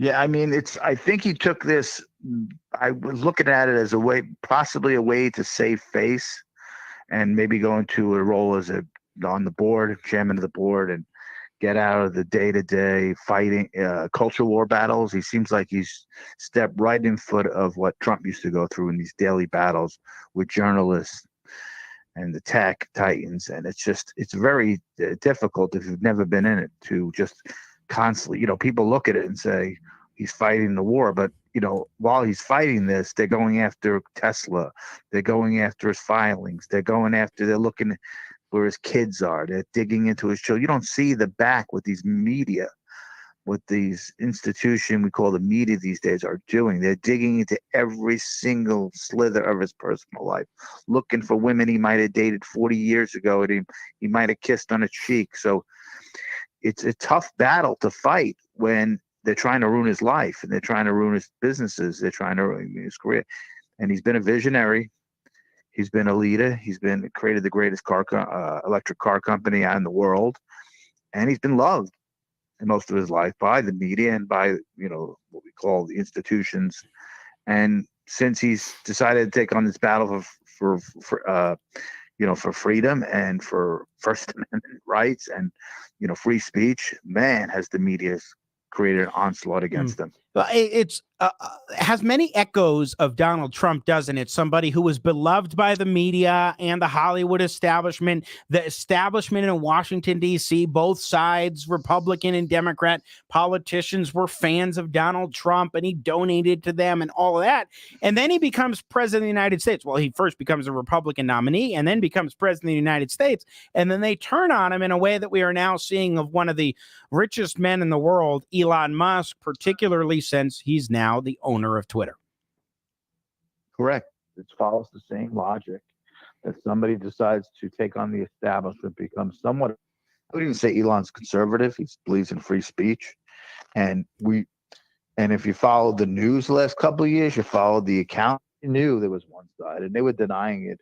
And you just looked, and every other day, a conservative has been banned for jokes and memes and calling out craziness from the left and the woke. You're not allowed to call someone their wrong pronoun, and you're thrown off Twitter. Things that we would have looked at as insane only 10 years ago. Maybe Not even 10 years ago. Yeah, not even 5 years ago. You think is insane. You're talking somebody who's a female, yesterday, and you actually call her a male by accident, you're thrown off Twitter. It's like, and somebody's got their livelihood from that. They're making their money. They've got their ads. They're following, and they're just thrown off. So, and now that instead of covering the media, covering the files that are dropped, we're on part 7 or part 8 now, which is so disturbing that the FBI was colluding and paying millions of dollars for Twitter. They're covering Elon Musk as, how dare he bans a journalist that's actually has an account tracking his plane and tracking his bill, whatever, and then when the left and the media is called out on it, the hypocrisy that they show. What do you make, Adam Weiss, of the polls that Elon keeps doing? So, for example, he has the should I step down as head of Twitter, but he also put up a poll that said, should I allow these journalists who you were just referencing back onto Twitter? And he keeps asking. In fact, he asked a question, and I was very pleased and intrigued to see this one. He asked a question just last night about whether or not Congress should pass the omnibus spending bill. We spent the last hour talking about this, and that's a decisive 72% no and 28% yes margin. So he's putting out these polls. What do you make of that, especially the ones that impact Twitter directly? I think they're great. They chose a voice of democracy. If he's cut down on the bots, but it seems like even the establishment Democrats and the echo chamber that they have on Twitter on that poll came to the right side. Who's in favor of massive big spending besides the people that live in Washington, right? Besides the lobbyists, the government contractors, the military industrial complex, not the American people, and that's why we have a corrupt system, because the military industrial complex wants us to keep going, right? That's why they didn't like Trump. He wanted to get out of Afghanistan. They want to stay in Afghanistan because they want to build the tanks, build the airplanes, spend the money, keep the contracts going, keep the jobs going in the military. And even if it doesn't make sense, even if it hurts American lives, they want to keep that military industrial complex going. Well, and that's the uniparty that wants that, but not the people. Although, interestingly, though, of course, Joe Biden is the one who ends up getting us out of Afghanistan, but he does it in a way that is so botched that you cannot help but be aghast at the suffering of the Afghan people who, they were put into this horrifying situation as a result of the way in which Biden did what we ultimately needed to do, which is to pull out of Afghanistan. Now, the interesting thing about these polls, though, and I find it interesting because, of course, there's no scientific methodology to it, so to speak, to the extent you can even say that polling is scientific, and you've done political strategy, so you certainly understand the polling science. This is literally just putting up a poll, and he gets seen. His poll may be seen by, say, 130 million people, but then you get like 20 million people who actually vote in that poll, and he's just going based off of that. So do you think that there's real meaning behind the polls where he's putting it up, and there's some genuine sense of what's going on as far as the people who are voting in the polls and whether or not they're credible? Or how are we supposed to take those when you don't see the methodology there, and it's just whoever responds in the time gets to decide what happens? What does this sound like? It almost sounds like our election system in the country. There's the craziness that we have, mail-in ballots, no signage here, just dropping boxes, right? So, but his methodology, I don't even know if you can go on there, and if I vote once, can you vote twice or 3 times again? I guess it's just quickly putting a poll out. There's no scientific method to it. There's no legality to it. It's just a whim to get what democracy is on Twitter really quick. So I don't think, it's not great standing on these polls, but is he going to follow the poll where it says if I'm going to follow the poll that says if I lose, I'm out. So that's a good question. Well, yeah, so on the one hand, you can vote once in your account, but if you have a whole bunch of accounts, or maybe you have bot accounts, then you can go ahead and cast multiple votes there. But what's really interesting when we look at this, Adam Weiss, again, CEO of AWMPR Public Relations, when we look at this instance of Musk stepping down as CEO of Twitter, I mean, I agree with you that a lot of it's from the pressure, but I think he had sort of a plan. To me, it's more likely than not that this was intentional on his part, that he kind of was angling, that's the word, angling to get out of the CEO position, put up the poll, ended up seeing that the votes were decisively yes, but he's been preparing for this. What do you think? Yeah, I think he's going to take it one day at a time and see how it goes, and see, if he can handle two roles, because he still is over at Tesla, right? So can you really? And I don't know if anybody's prepared for the avalanche of criticism he was taking on a daily basis. I don't know. I look at it from the media standpoint, and every single industry in the media, whether it was tech blogs, tech sites, they were going after him like nonstop every day. It was ridiculous, the amount of articles. He decides to ban a guy who has a tracker tracking his private plane and his family, and then he gets criticized all over the web for it. It seems to make sense. If the left did that, they would say, how dare you have a plane tracking a public figure like that? They would defend the guy that banned it. But no, when it's him, we're going after you. Bans a couple of journalists that are digging hard. CNN was so gleeful when they would ban all the people on the right, the Steve Bannon, or Roger Stone, or James O'Keefe. Not only were they gleeful, they were pushing the ban. CNN would have two or three media reporters that would call Twitter on a daily basis and say, why aren't you banning James? Why aren't you banning this one? Why aren't you banning that? They would push that agenda.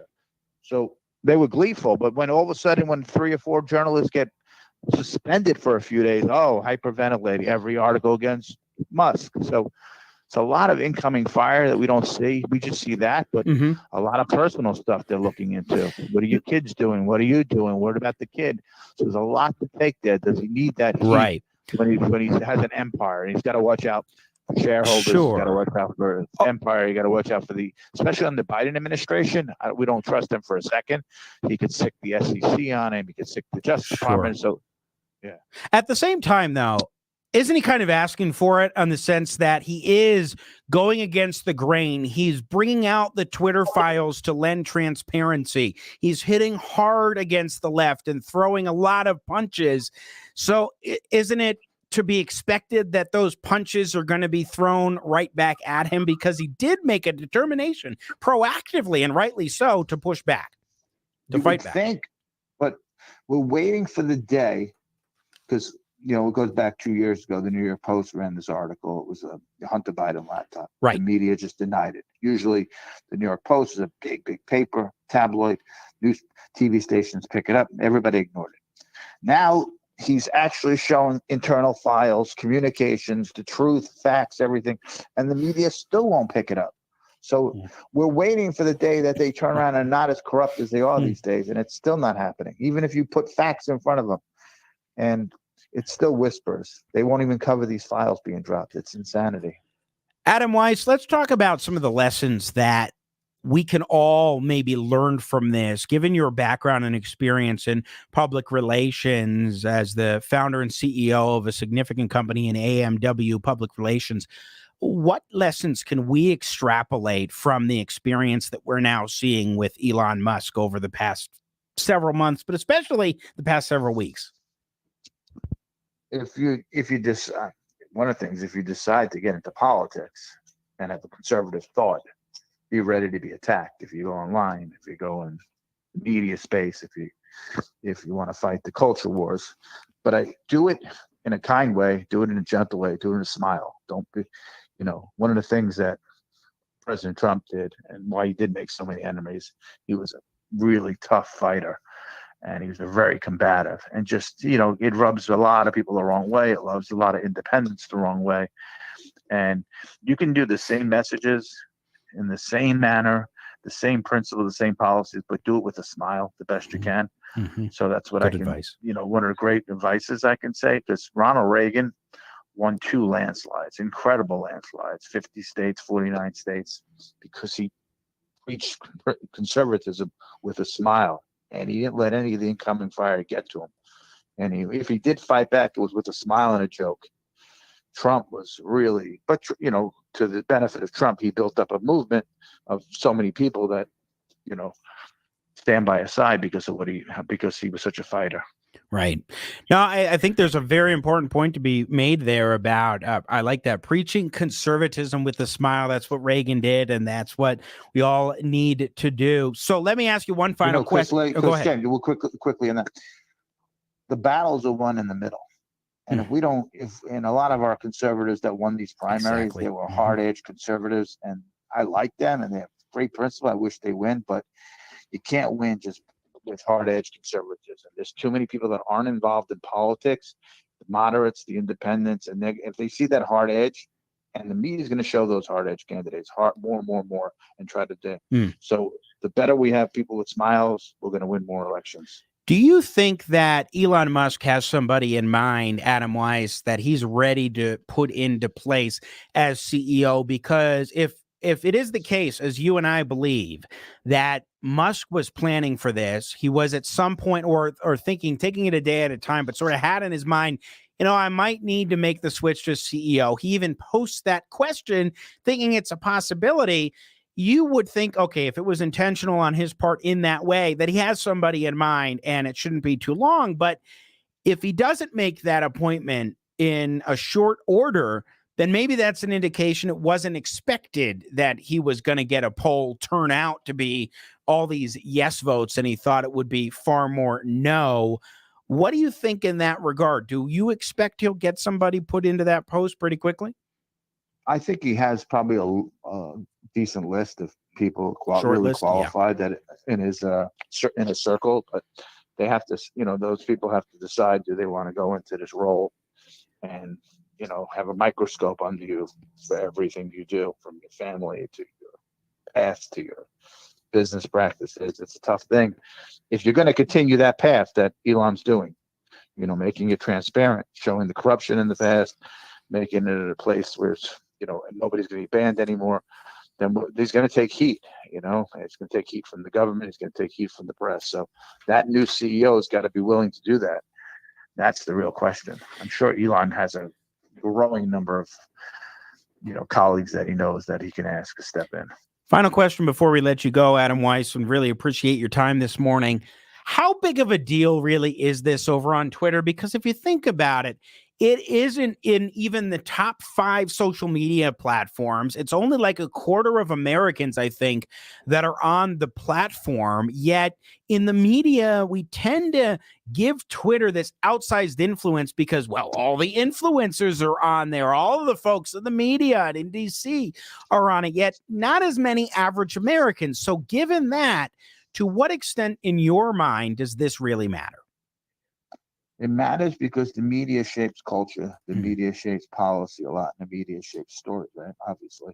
So a lot of times their story doesn't exist, but if it starts trending on Twitter, it all of a sudden all the journalists, all the journalists, pretty much mainstream media journalists, big journalists, they're on Twitter. Good point. And they look on Twitter and they stay on Twitter all day.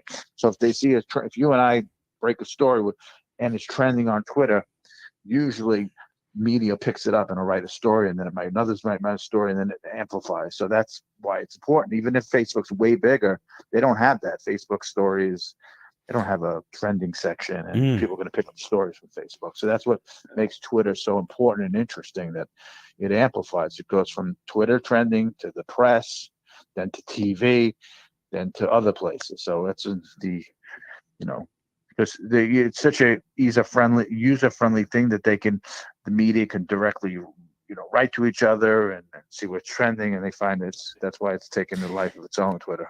Yeah, I think that's a good point. Is if the influencers are on Twitter, especially those in the news media, they're going to be influenced by what's happening where the other influencers are. A very valid and important point to keep in mind. Adam Weiss, CEO of AWMPR. Thanks so much for your time this morning and your insights. Appreciate it. And happy Hanukkah to you. You too. Thank you for having me. Thank you. Thank you, sir. Once again, Adam Weiss, AMW Public Relations, joining us here on the George Brauchler Show. Jimmy Sengenberger filling in for George. That's an important point, isn't it? The media is centered on Twitter. That's where they are getting a lot of their information. A lot of the narratives are set. And the folks on Twitter are sort of setting the tone as well for the discussion. So does that mean that Twitter really is a very important place and increasingly a political place? Notwithstanding what Billy and I were talking about in the first hour, that the majority of people who are on Twitter aren't there for politics, but so much of our politics is shaped there. What do you think? Are you on Twitter? If you're not on Twitter, do you still care about what's happening on this platform vis-a-vis Elon Musk and the Twitter files and more? 303-696-1971 is our telephone number. If you want to join in to the festivities, you can also text into the show on the 710 KNUS app on your smartphone. We'll pick up the conversation on this, plus the southern border crisis and much more. Jimmy in for George, Denver's local talk leader, News Talk 710 KNUS. Want to take your favorite radio station wherever you go? Well, now there's an app for that. No matter where you are, stream your favorite shows. Tap the app to listen to podcasts. Talk back to your favorite local hosts. At the tone, leave a message. Call the show. Set your alarm. Enter contests and win prizes. All in the palm of your hand. Available now for iOS and Android devices in the App Store or Google Play. And best of all, it's free. Download today.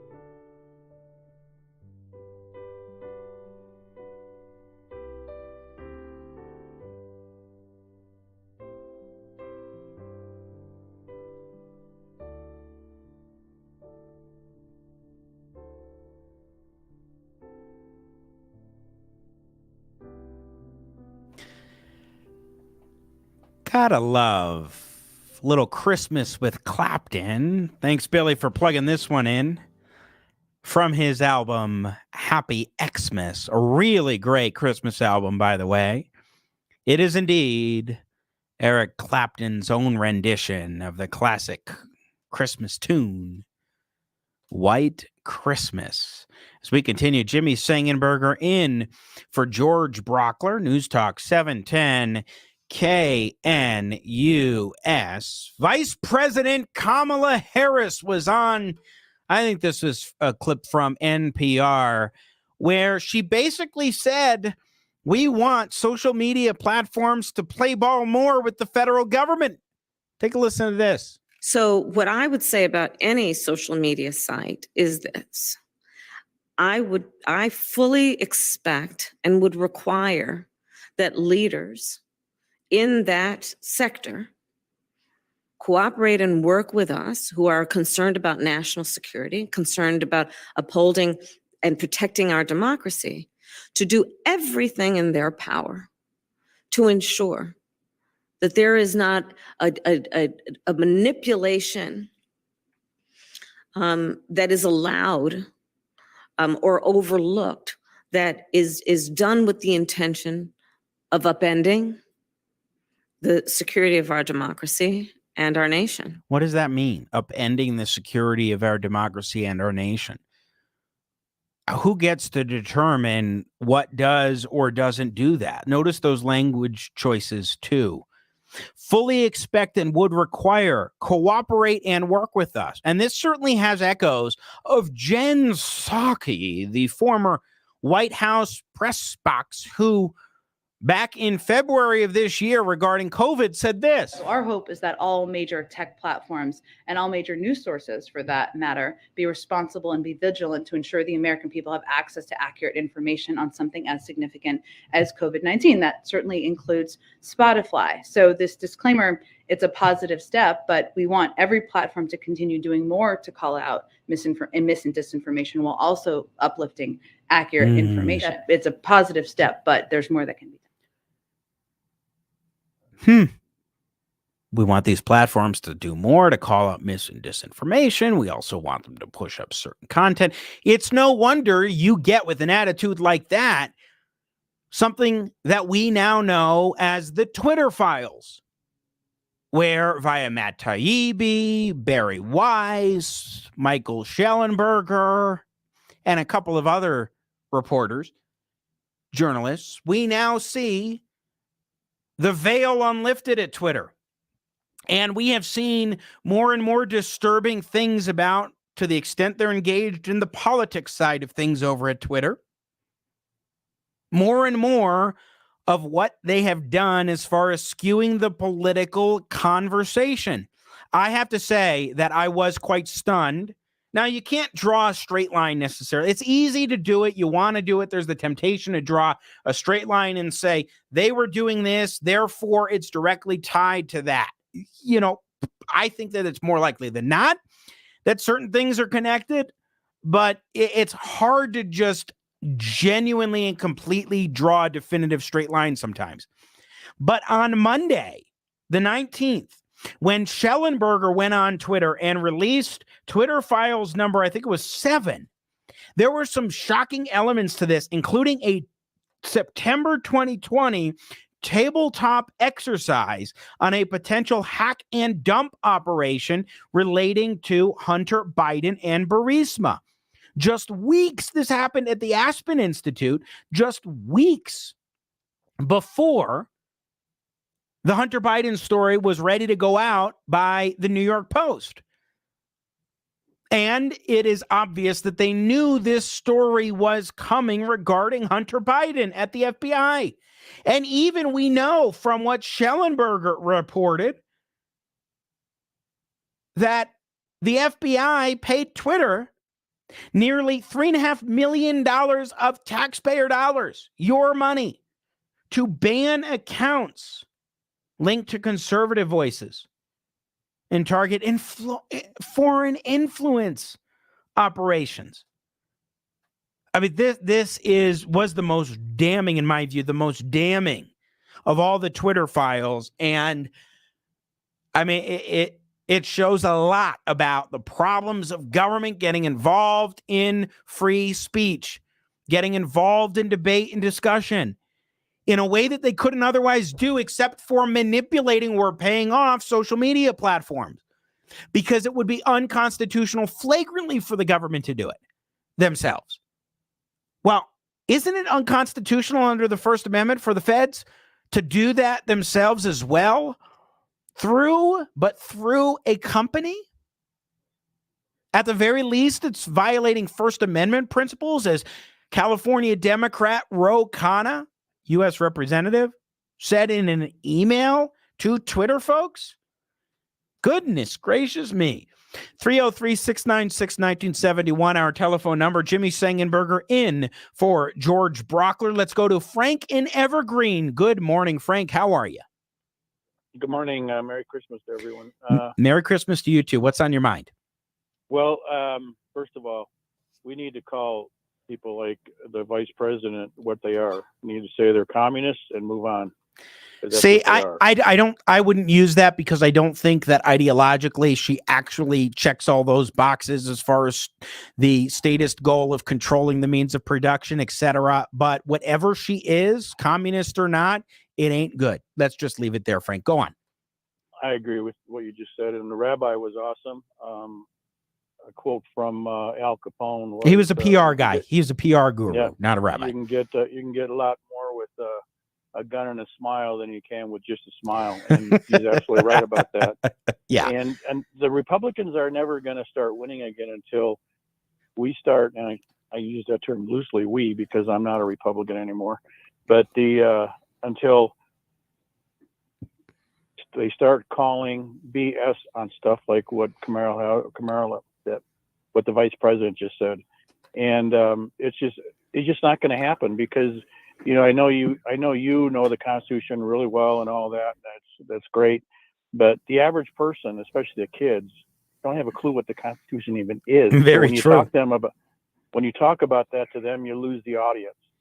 So what you got to do is like what Reagan used to do. When somebody said something stupid like the vice president just did, he would say, "Well, there you go again." Not a bad impression, Frank. And he would, just shut them off. Mm-hmm. Think about the Republicans, the people who have run for president and become president since Reagan. Okay, we got Bush Sr., who was into kinder, gentler conservatives. Give me a break. He was a bona fide war hero, and he comes up with that mumbo jumbo. We got George W. Bush, Mr. Compassionate Conservative. Yeah, exactly. Then I'm trying to think of the guy from Utah. What's his name again? Oh, yeah. If you're talking about the nominees, not just presidents, the people who are elected. So Mitt Romney in 2012 is the nominee. You had John McCain in 2008, 96 Bob Dole. Oh my God, Bob Dole even. I forgot about him. But Romney, okay, he's got a binder full of women, and that took him down. Give me a break.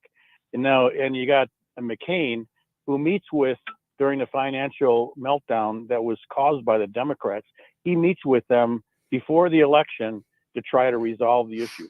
Give me a friggin' break.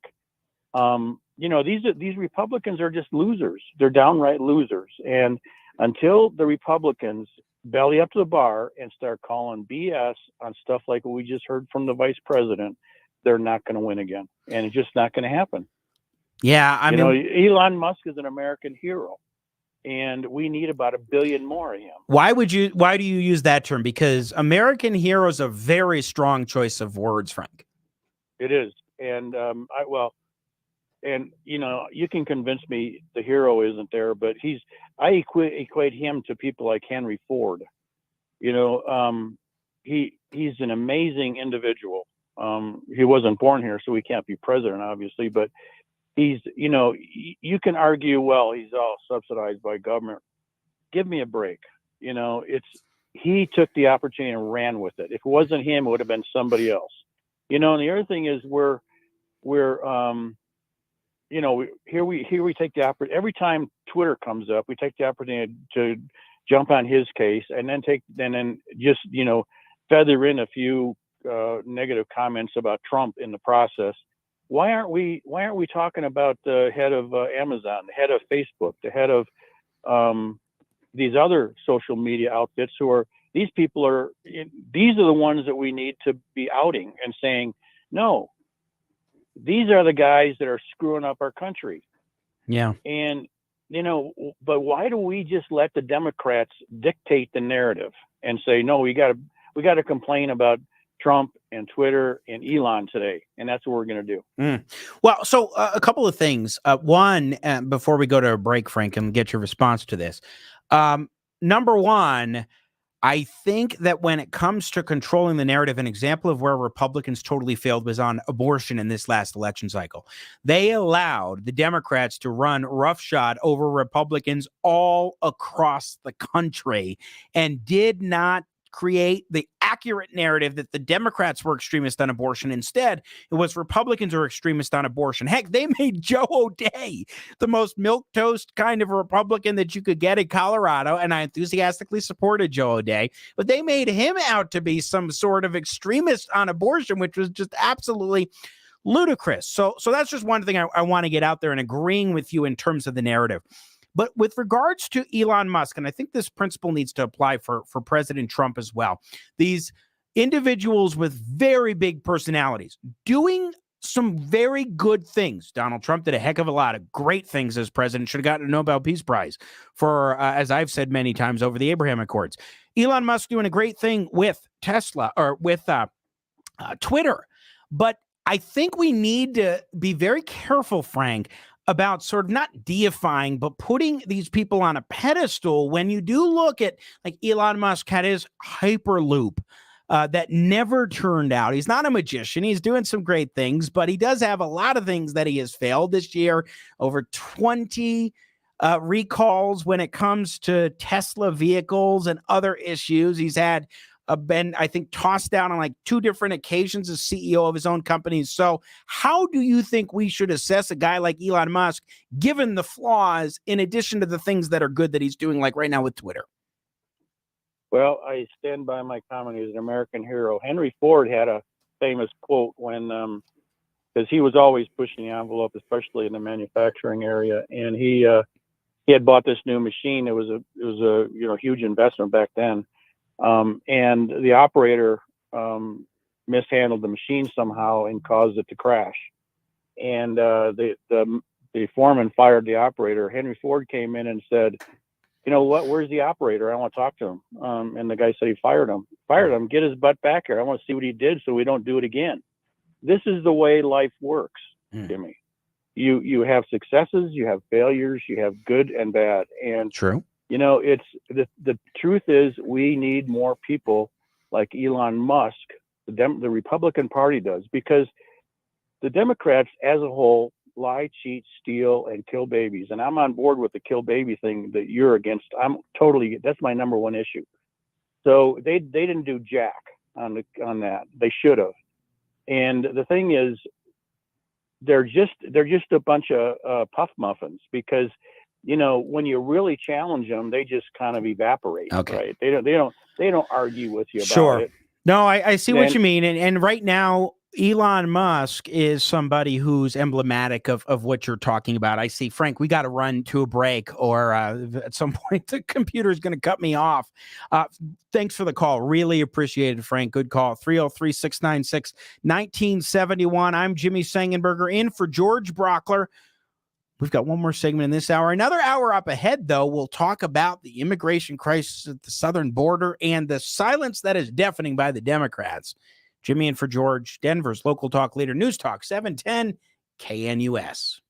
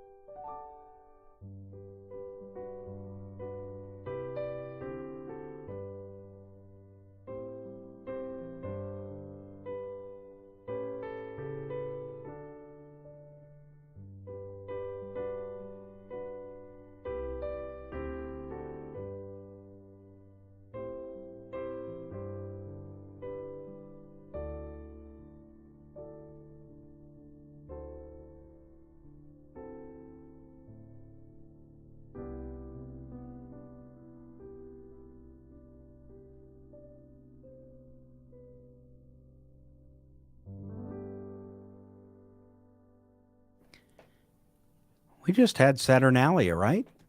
This is from Carlos Santana's Saturnalia album. Nice bumper. I haven't heard this one in a long time. Put your lights on. That's what we're trying to do. Put on the light of the right, folks. Jimmy Sengenberger in for George Brauchler here on News Talk 710 KNUS. Great to be with you. Another hour up ahead when we dive into immigration. And also, I'm going to talk a little bit about the difference between the school boards of Douglas County and Denver public schools when it comes to something as simple as going to executive session for debate and discussion privately behind closed doors. What am I talking about? We'll dive into it a little bit in the next hour, in addition to the immigration topic. My column today for Colorado Politics is entitled Dems' Silence on Migrant Crisis is Deafening. All about the flow of illegal immigrants into our city and metro area of Denver. And look what's happening with hundreds of people flowing right into Denver. And there's not a care in the world from the Democrats. Hancock only said something about a declaration of emergency, of a state of emergency in Denver, because he had no choice to. Meanwhile, Senator Hickenlooper, Senator Bennett, Congressman Crow, Congresswoman DeGette, Congressman Neguse, Governor Polis, Attorney General Weiser, they are all asleep at the wheel. No, they're not even asleep at the wheel. They're not even acting. They don't care to. They have no desire to address this. And the Biden administration can't even admit where it stands on whether or not Title 42 should actually remain in place. One of the reasons that I want to be very clear that to folks that the border is not open and we will remove using Title 8 is because by not being very clear on that, we are doing the work of the smugglers who are going to put forth misinformation. So we want to be very clear on that piece. You're not very clear on open borders, and no, the border is not actually open for you because you're not even clear on whether or not you support Title 40 or would like Title 42 to continue. We remained under a court order to lift Title 42. That is a court order. That is a court order that is telling us to lift Title 42, and we're going to comply because we follow the rule of law. That is sought to lift. That is, but it is a court order. But that started by you guys. It was a court order that has been provided to us, and so now we have to comply, and that is we have to comply by Blame it on December the courts. 21st. It is a law that has been don't put forth. support lifting What I'm Title saying 42? is that what I'm saying that it is a court order that has been presented to us that we are going to comply with. The reporter wants to know if it's just a court order or if there's more to it. Is that all it is? Just a court order? Where do you stand on this, Biden administration? Do you agree with what Biden said back in what? I think May? President, back on the border, Title 42, a number of your Democratic friends are pressuring the White House to maintain that policy. Can you give us a straight answer whether they're going to heed that request or you're going to get rid of it? I can give you a straight answer. We had proposed to eliminate that policy by the end of May. The court has said we can't so far. And what the court says we're going to do, the court could come along and say we cannot do that. And that's it. So he's deferring to the court ultimately in terms of judgment, but he was clear back in May of saying, we do think Title 42 should go away. And now we're dealing with an even worse border crisis than we were at the time. And now that it's gotten even worse, the Biden administration won't even say where they fall on Title 42 and on the ability to more easily deport illegal immigrants coming through our southern border in literally record numbers. My goodness. We'll pick up the conversation on this. What are your thoughts? 303-696-1971. Lots more coming up. Jimmy Sengenberger in for George Brauchler. News Talk 710 KNUS. Hour number 4 is up ahead.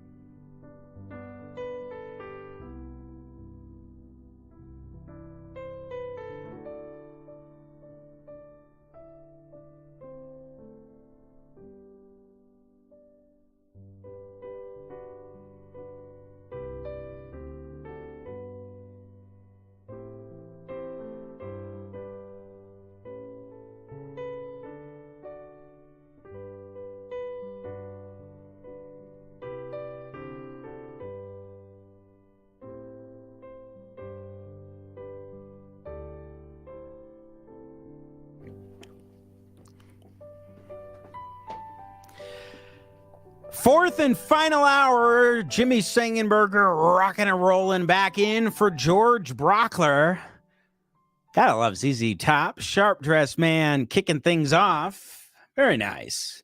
You know, I got a blues band of my own, the Jimmy Jr. Blues Band. We have a gig coming up on December 30th at Dakota Tavern in Parker, 7:30 to 11:30 p.m. Really excited, looking forward to this. Come on out for the penultimate party of the year. But I bring this up because we've got one or two ZZ Top songs in the mix. Of course, yours truly plays the harmonica. So it'll be great. Come on out if you can. But LaGrange is one tune that we do, one of my absolute favorite ZZ Top songs. Talking immigration to kick off this hour. Listener text, it's a law to keep these people out.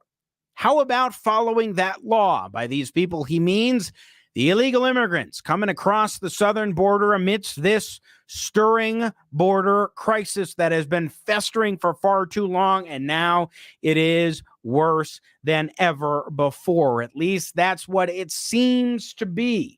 Worse than ever before. And ladies and gentlemen, the Biden administration, the Democrats are unwilling to act. They're unwilling to speak out and speak up and to do what must be done in terms of this crisis.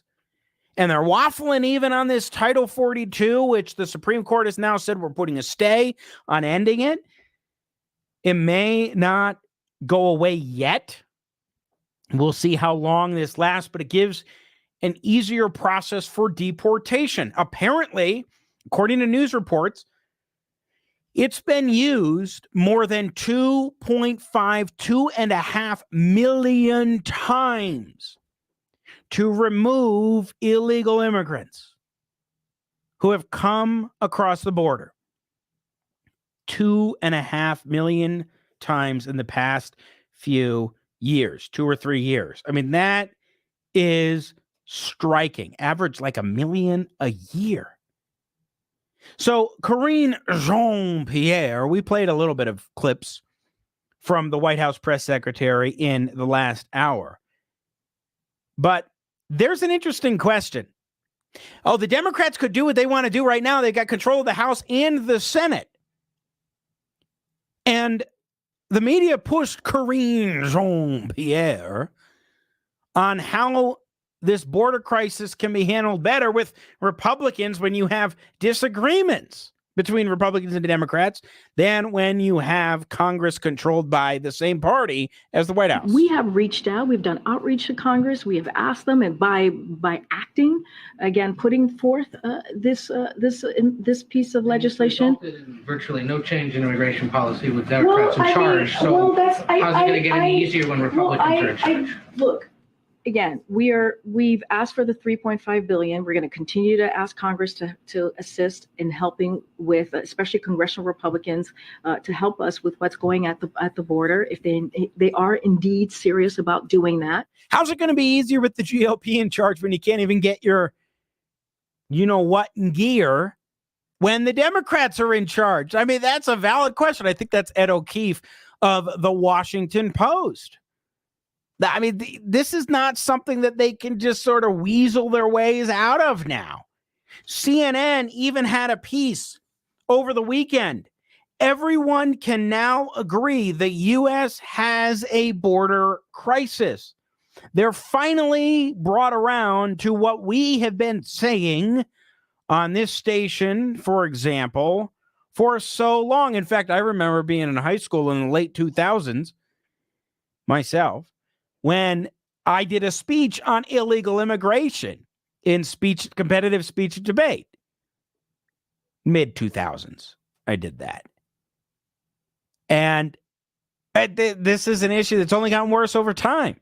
By the way, Democrats have been bad on it. Republicans have been bad on it. But at least we had Donald Trump, when he was president, take the issue seriously. That's more that could be said for the Democrats that simply will not act in any way, shape, or form that is really necessary.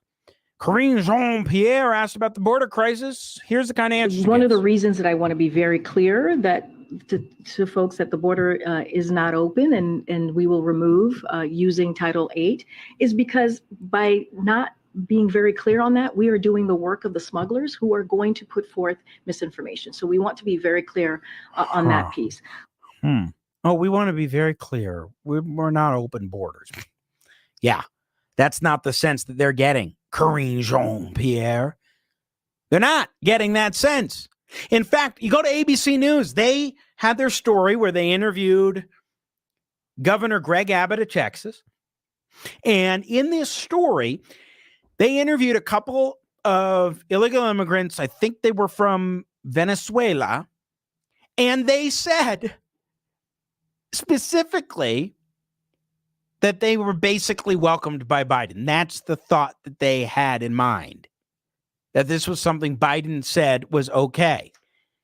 But then in that same story, Martha Raddatz, the host of ABC This Week for this weekend, blamed Republican rhetoric for giving the impression that there are open borders. Take a listen to this with Greg Abbott. You talk about the border wall, you talk about open borders. I don't think I've ever heard President Biden say, we have an open border, come on over. But people I have heard say it are you, are former President Trump, or Ron DeSantis. That message reverberates in Mexico and beyond. So they do get the message that it is an open border, and smugglers use all those kinds of statements. It was known from the time that Joe Biden got elected that Joe Biden supported open borders. It is known by the cartels who have sophisticated information whether or not the Biden administration is going to enforce the immigration laws or not. Is known across the world, but most importantly, known among the cartels. And how do you play into that? What can you do better?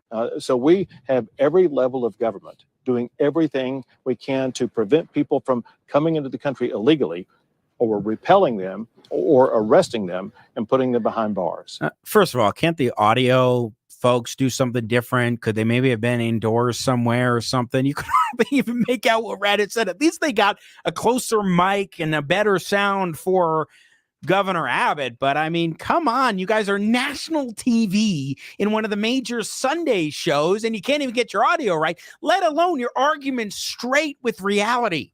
The idea that it is Republicans that are responsible for the sense that the border is open and they can come through and they're being welcomed in is ludicrous. As Governor Abbott told Jesse Waters, he said over on Fox News, it shows that the mainstream media, they're really clueless about what's going on in the border, as well as Joe Biden's spokesperson who said that the border's not open. That's what, and then he went on to point out, according to the story from Fox News, unlike Biden, Trump enacted the Remain in Mexico endeavor, enforced the Title 42 pandemic-related deportation policy, ended catch and release of illegal immigrants, and supported the construction of a border wall. Abbott said, quote, "That's what President Trump did, and we had the lowest border crossing since last century. Now, under Joe Biden, we have far more record-setting numbers of people coming across the border than ever before. It's all because of Joe Biden's policies." Absolutely. Now, I talked with Congressman August Pfluger of Texas on my radio show on Saturday. Of course, the Jimmy Sengenberger show, Saturday morning, 6 to 9 here on 710 KNUS. And he noted that right now the situation on the ground is more tragic today than ever before in his previous visits, multiple terms just in this term of Congress the past couple of years. And he noted he's talked to kids who were aged 8, 9, 10. These kids are being trafficked, he told me. They're being left in the middle of nowhere in harm's way all along the trip. And they're being used to get these drugs and other illegal substances, fentanyl, into this country. Now, what he says specifically, look, Mayor Hancock has just declared a state of emergency. Last week, now we're a week and a half into this state of emergency, I think. And Pfluger is like 50 to 100 people a day in Denver. I don't think so. It's going to be a lot more than that. They're being bussed up from organizations like the Annunciation House that just somehow expect that communities everywhere, like our own, can hold the illegal immigrants, that we should have some sort of duty to just accept everybody and take care of them. Now, admittedly, Denver sort of asked for it. Denver is a sanctuary city. Denver sort of put out the welcome mat for illegal immigrants to come here. Now what? Now what are you going to do with them? And where are the Democrats here in this state of Colorado right now?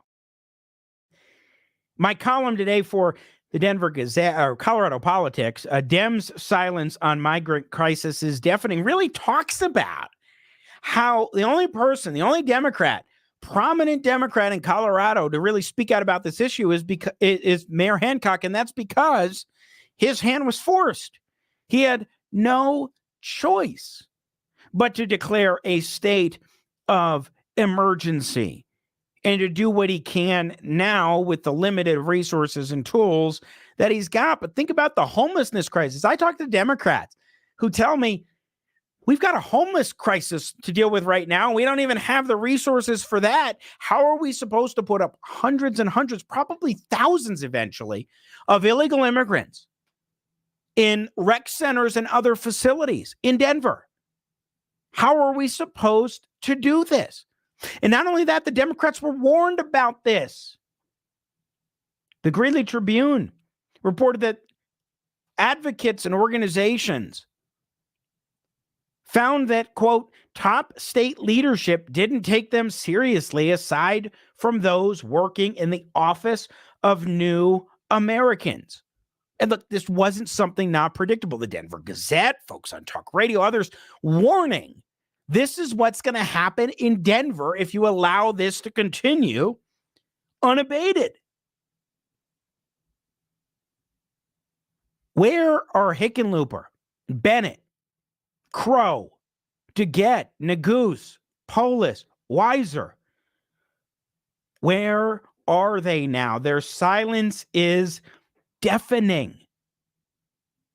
Now, of course, they have had the sort of agenda. They want the votes and they want the cheap labor, for sure. But now it's hitting home, and their own constituents are being made to suffer as a result. And not only that, you have a massive humanitarian crisis. That's what this is. Of course, we want to provide help for those in need. And my heart breaks for those migrants who are making their way to Denver illegally, but nevertheless, they're doing so for a better life through trying and dangerous circumstances, many of them. Then there are some who are intentionally bad actors. But a lot of times it's the good people who are being used by the cartels to smuggle drugs or whatever other purposes they want. Good kids, children who are being used and abused.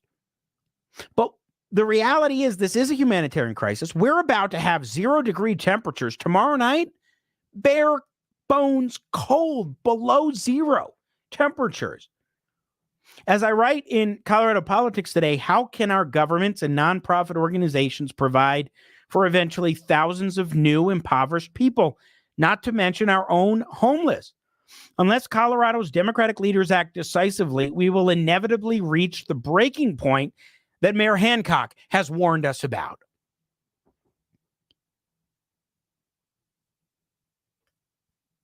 I mean, it is what is happening now. You have nonprofit organizations that are struggling, and it's only going to get worse and worse. Here's a snippet, MSNBC, talking about what it's like in El Paso, Texas.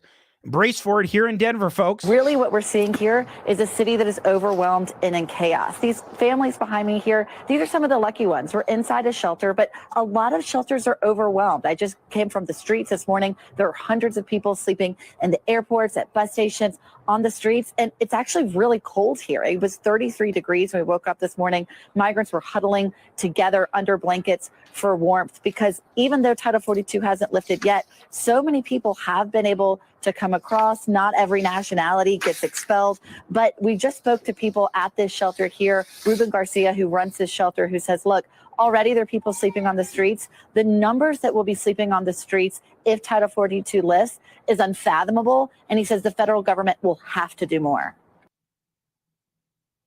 That's in El Paso, Texas. Are you ready for it to come to here in Denver? The Denver metro area? 303-696-1971 is our telephone number if you want to join in to the program. Is Denver asking for this? Is this something that we should just accept because it is a sanctuary city and everybody else in the Denver metro area has to just sort of accept the consequences? What should the local governments be doing? Should the Democrats be more on the ball than they are? Why do you think they aren't on the ball right at this point? Why don't they care? Is it because of the cheap labor and votes? Is there something more going on there? Or now is it so bad? Is this crisis so far gone that they're caught flat-footed and have no idea what the hell to do because they didn't listen to the warnings, they didn't care, they let it happen, and now we are being overrun in a way that is causing communities, American communities, to suffer. Think about that homelessness crisis. And now you're putting countless more, hundreds of homeless on the streets in Denver from other countries.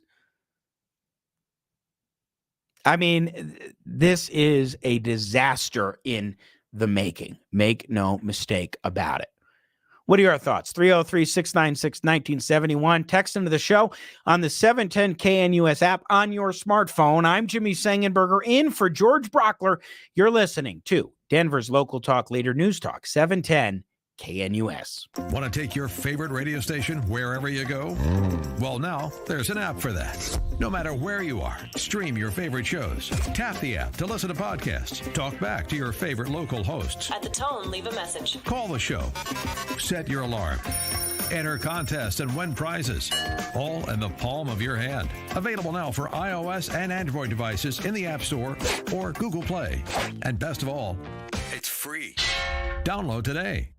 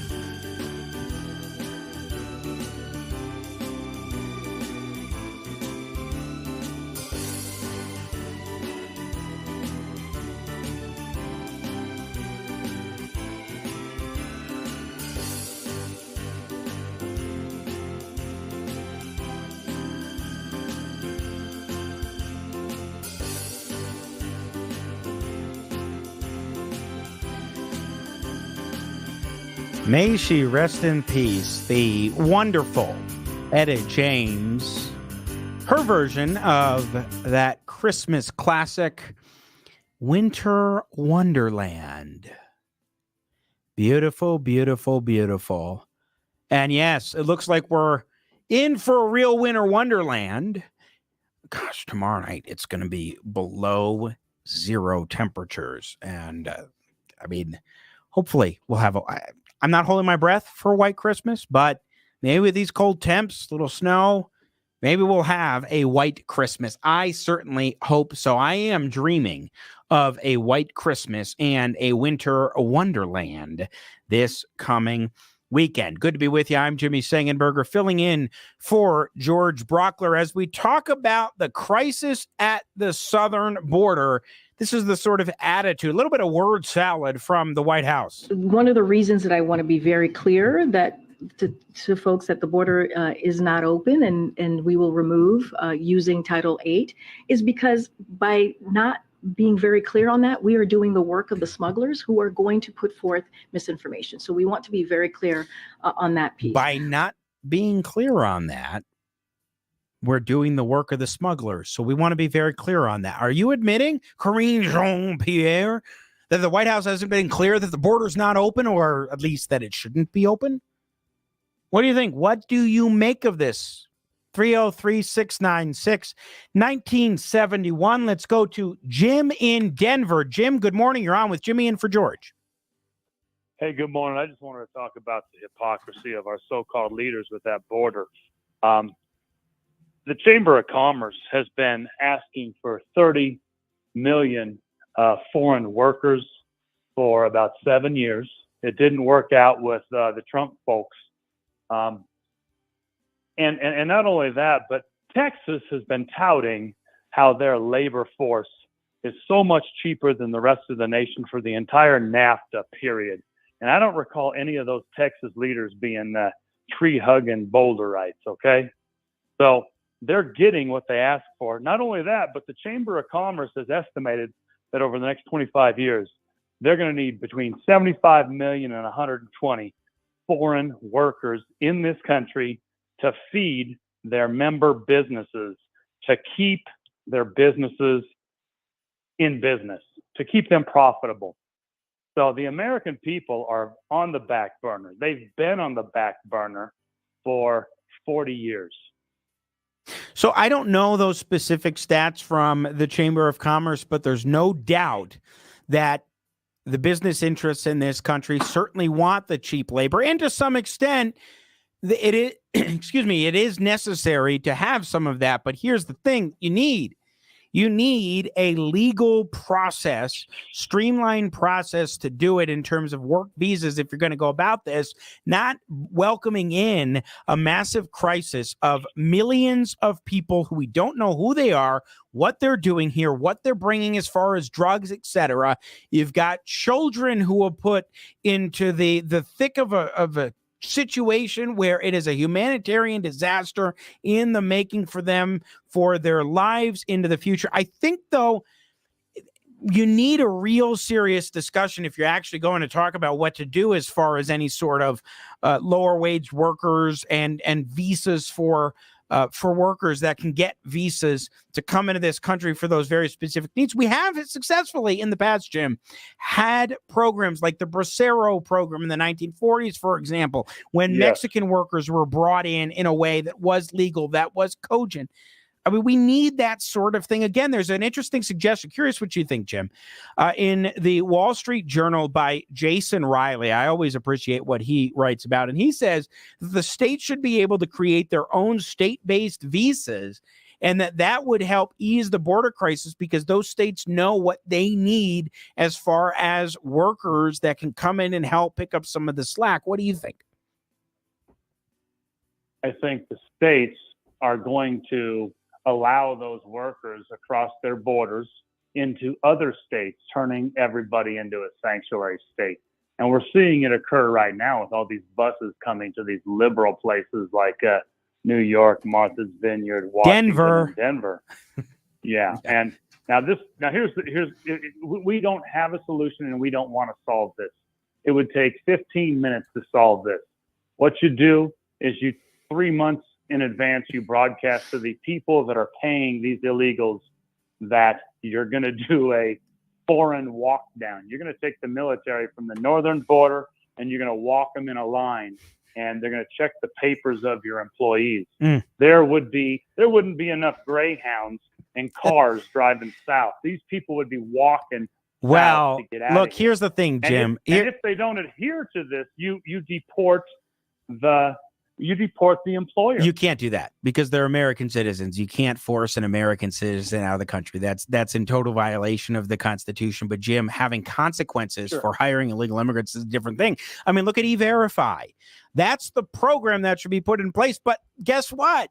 Republicans don't even want E-Verify, certainly not the Democrats, because then that puts employers at risk. So business owners don't want that. Profit. Yeah. It's Yeah, profit absolutely. at risk. So what we're going to do as a party is we're going to lie to everybody about a future tax cut every election cycle, and then when it can't get enacted, then we're going to blame somebody else. Then we're just going to preach about these BS tax cuts. Yeah. Like the one we had in 2016. That one was eaten up within 8 months. I would disagree. I would disagree there. I What? think what Trump did, and it was actually 2017. What Trump did in 2017 with the tax cuts was quite positive and beneficial. The Democrats are working and doing their best to undo that right now. Jim, I got to go, though. We got another call to run to. I appreciate it. Merry Christmas to you. Appreciate the call. Always love when somebody named Jim or Jimmy or James, which generally speaking, it's all James. We're all James usually. Calls into the show. 303-696-1971. Let's go to Morrison with Ben. Ben, you're on with Jimmy in for George. Good morning. Merry Christmas. Yeah. Hey, how's it going? It's just dumbfounding to me. Kind of Republicans are always saying, well, they need to be coming in legally. They need to be coming in legally, but we don't offer them an opportunity to. I think it's an E3 visa or an ES3, I believe is the name of the type of visa that you can apply for if you're one of these people that's doesn't have a college degree and is coming in, and we only allow 10,000 a year. So, Ben, there's a mix of different types of visas. There are actually several different visas depending on your circumstances. There are specific ones for particular industries that I think are more limited along the lines of what you're talking about. But here's the thing. Actually, I would disagree. There are ample avenues to come in legally. The problem is more so that it takes too damn long for that to happen. And then people say, oh, I'm going to get in, or they just think I'm going to skip that and I'm going to get in through the border and then I'll be okay. And I won't have to worry about waiting in any lines. I won't have to go through any bureaucratic hassle. Instead, I'll just go through the trials and tribulations of going from Venezuela up through Central America, up through Mexico into the United States without realizing the damage that could be done to myself or my family along this journey. But I think there's just a calculus. It's easier for them to do it that way. Yeah, well, if we're only allowing 10,000 of them to come in legally, then they're going to come in illegally. Well, I don't believe that it's just 10,000. That's one of the visa programs. There are more, but I want to ask you a question then, Ben. I mentioned this with Jim it was the last caller.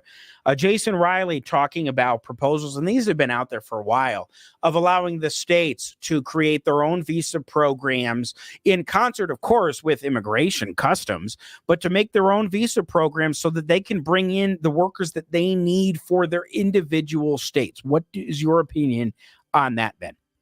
I'd be supportive of that. Yeah, I think it's sharp. I think it's an important consideration, and why not? We talk about the laboratories of the republic, right? Letting the states try things.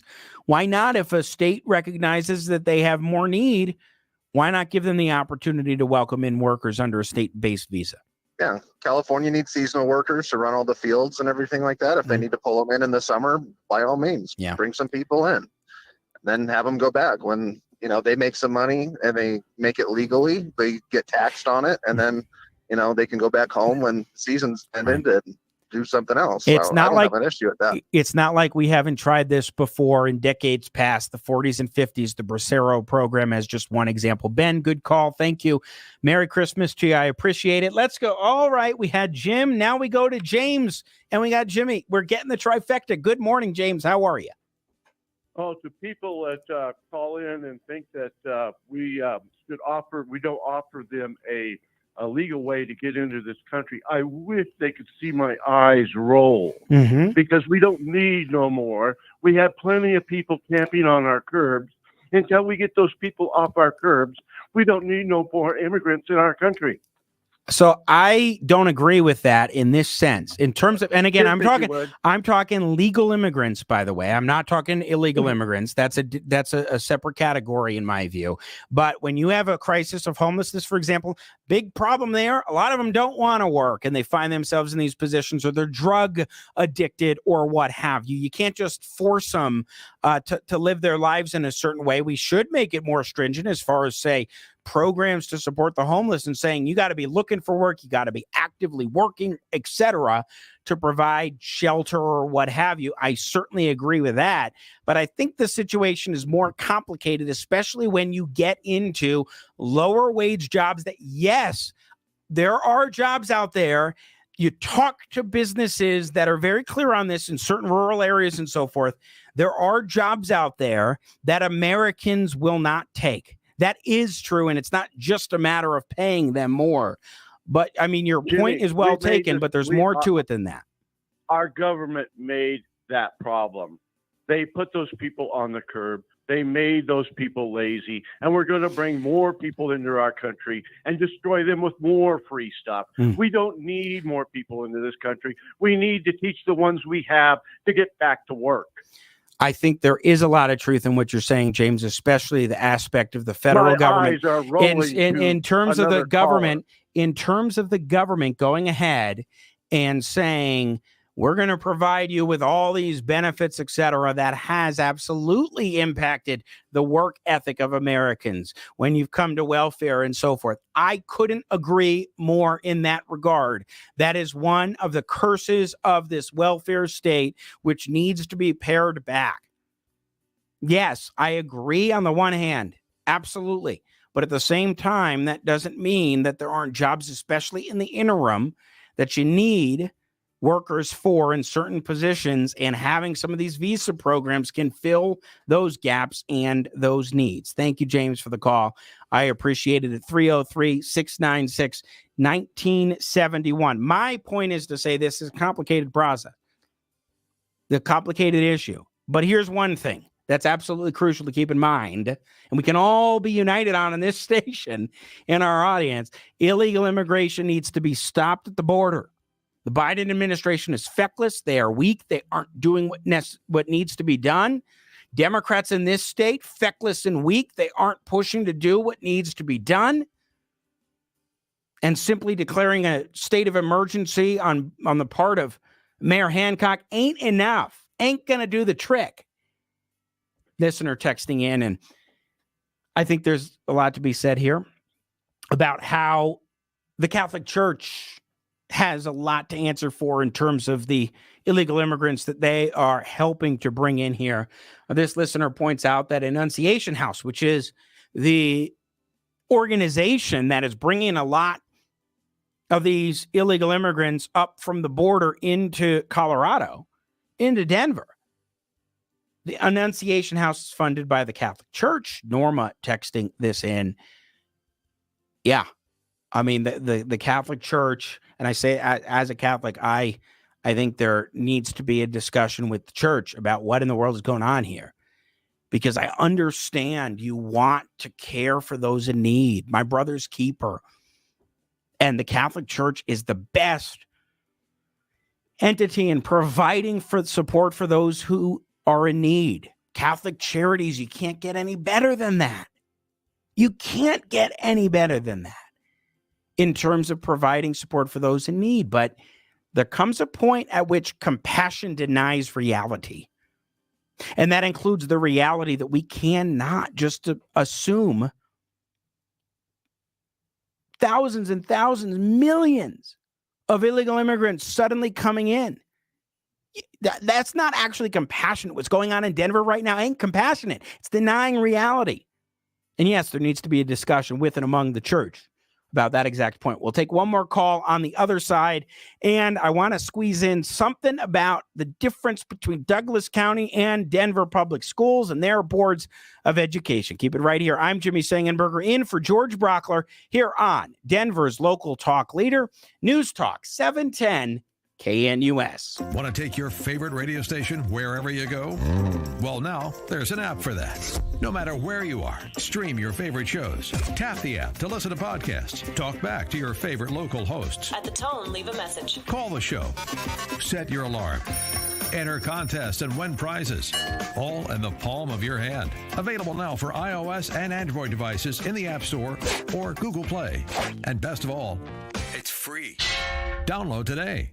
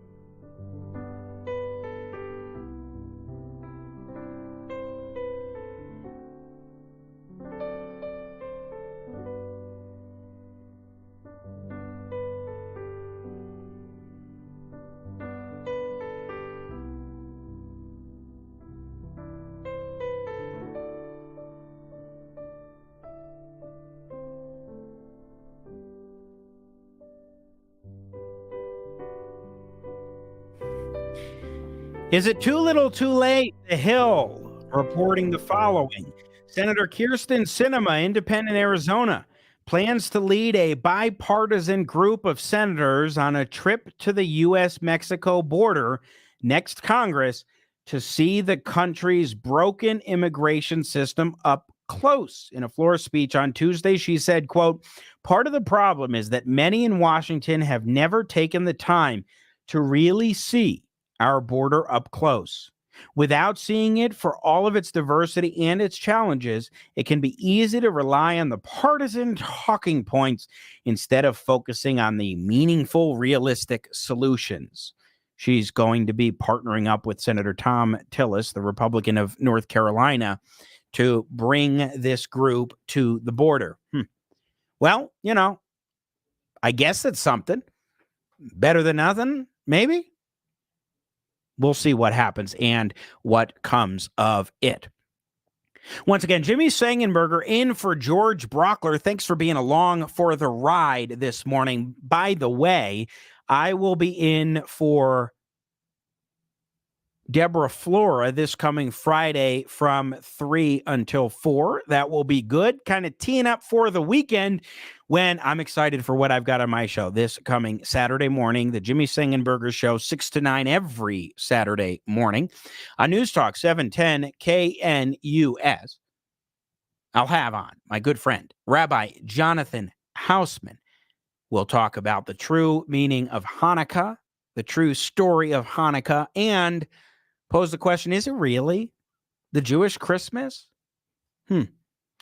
Then we'll stick with the pastor theme. Reverend Jimmy Bratcher will be joining me. He is the Electric Rev, accomplished blues guitarist, awesome guy.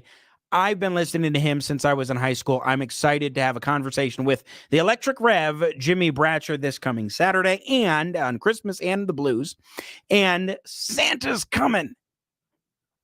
Yep, I have an annual check-in with Santa Claus, and that will be fun. You will not want to miss that. The Jimmy Sengenberger Show, Saturdays from 6 to 9, and I'll be in for Deborah Flora this coming Friday at 3 p.m. here on News Talk 710 KNUS. I want to wrap up. I talked about this a little bit on my show on Saturday, but in a piece I wrote for the Denver Gazette a couple of weeks ago, I specifically highlighted how it looked like the Denver School Board was going after their superintendent, Alex Marrero. Marrero was less than 5 months on the job in 2021, last year, when the new school board, 3 weeks after being sworn in, decided to extend his contract by 4 years. And then I was getting wind that they were trying to go in executive session to go after the superintendent, et cetera. And they did a whole thing in a recent school board meeting. Scott Esserman, Tay Anderson, the most famous member of the board, infamous, probably the better word, and Michelle Quattlebaum. 3 of the 7 board members were really pushing for this. They didn't go into executive session. Well, then what happened? That was a couple weeks ago. And then last Thursday, the DPS board went into executive session.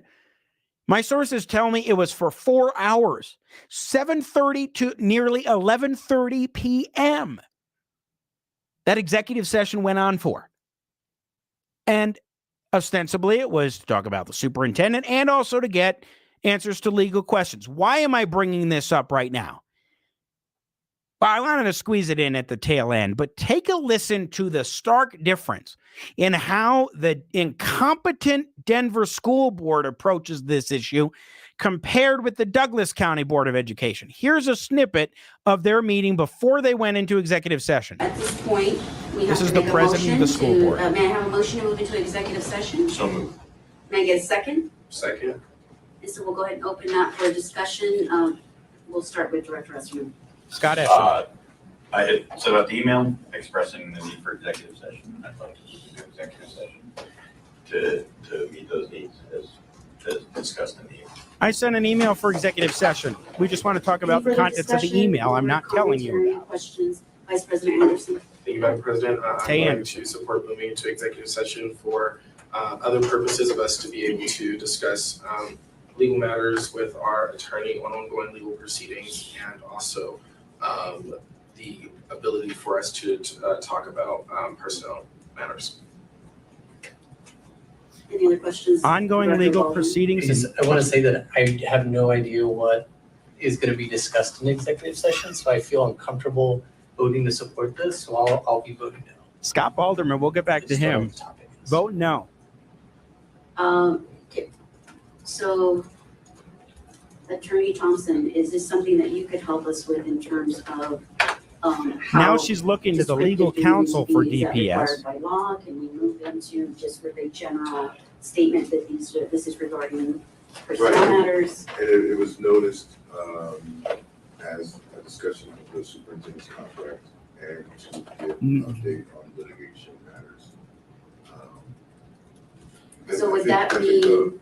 And then they're discussing rationale. They're discussing the basis.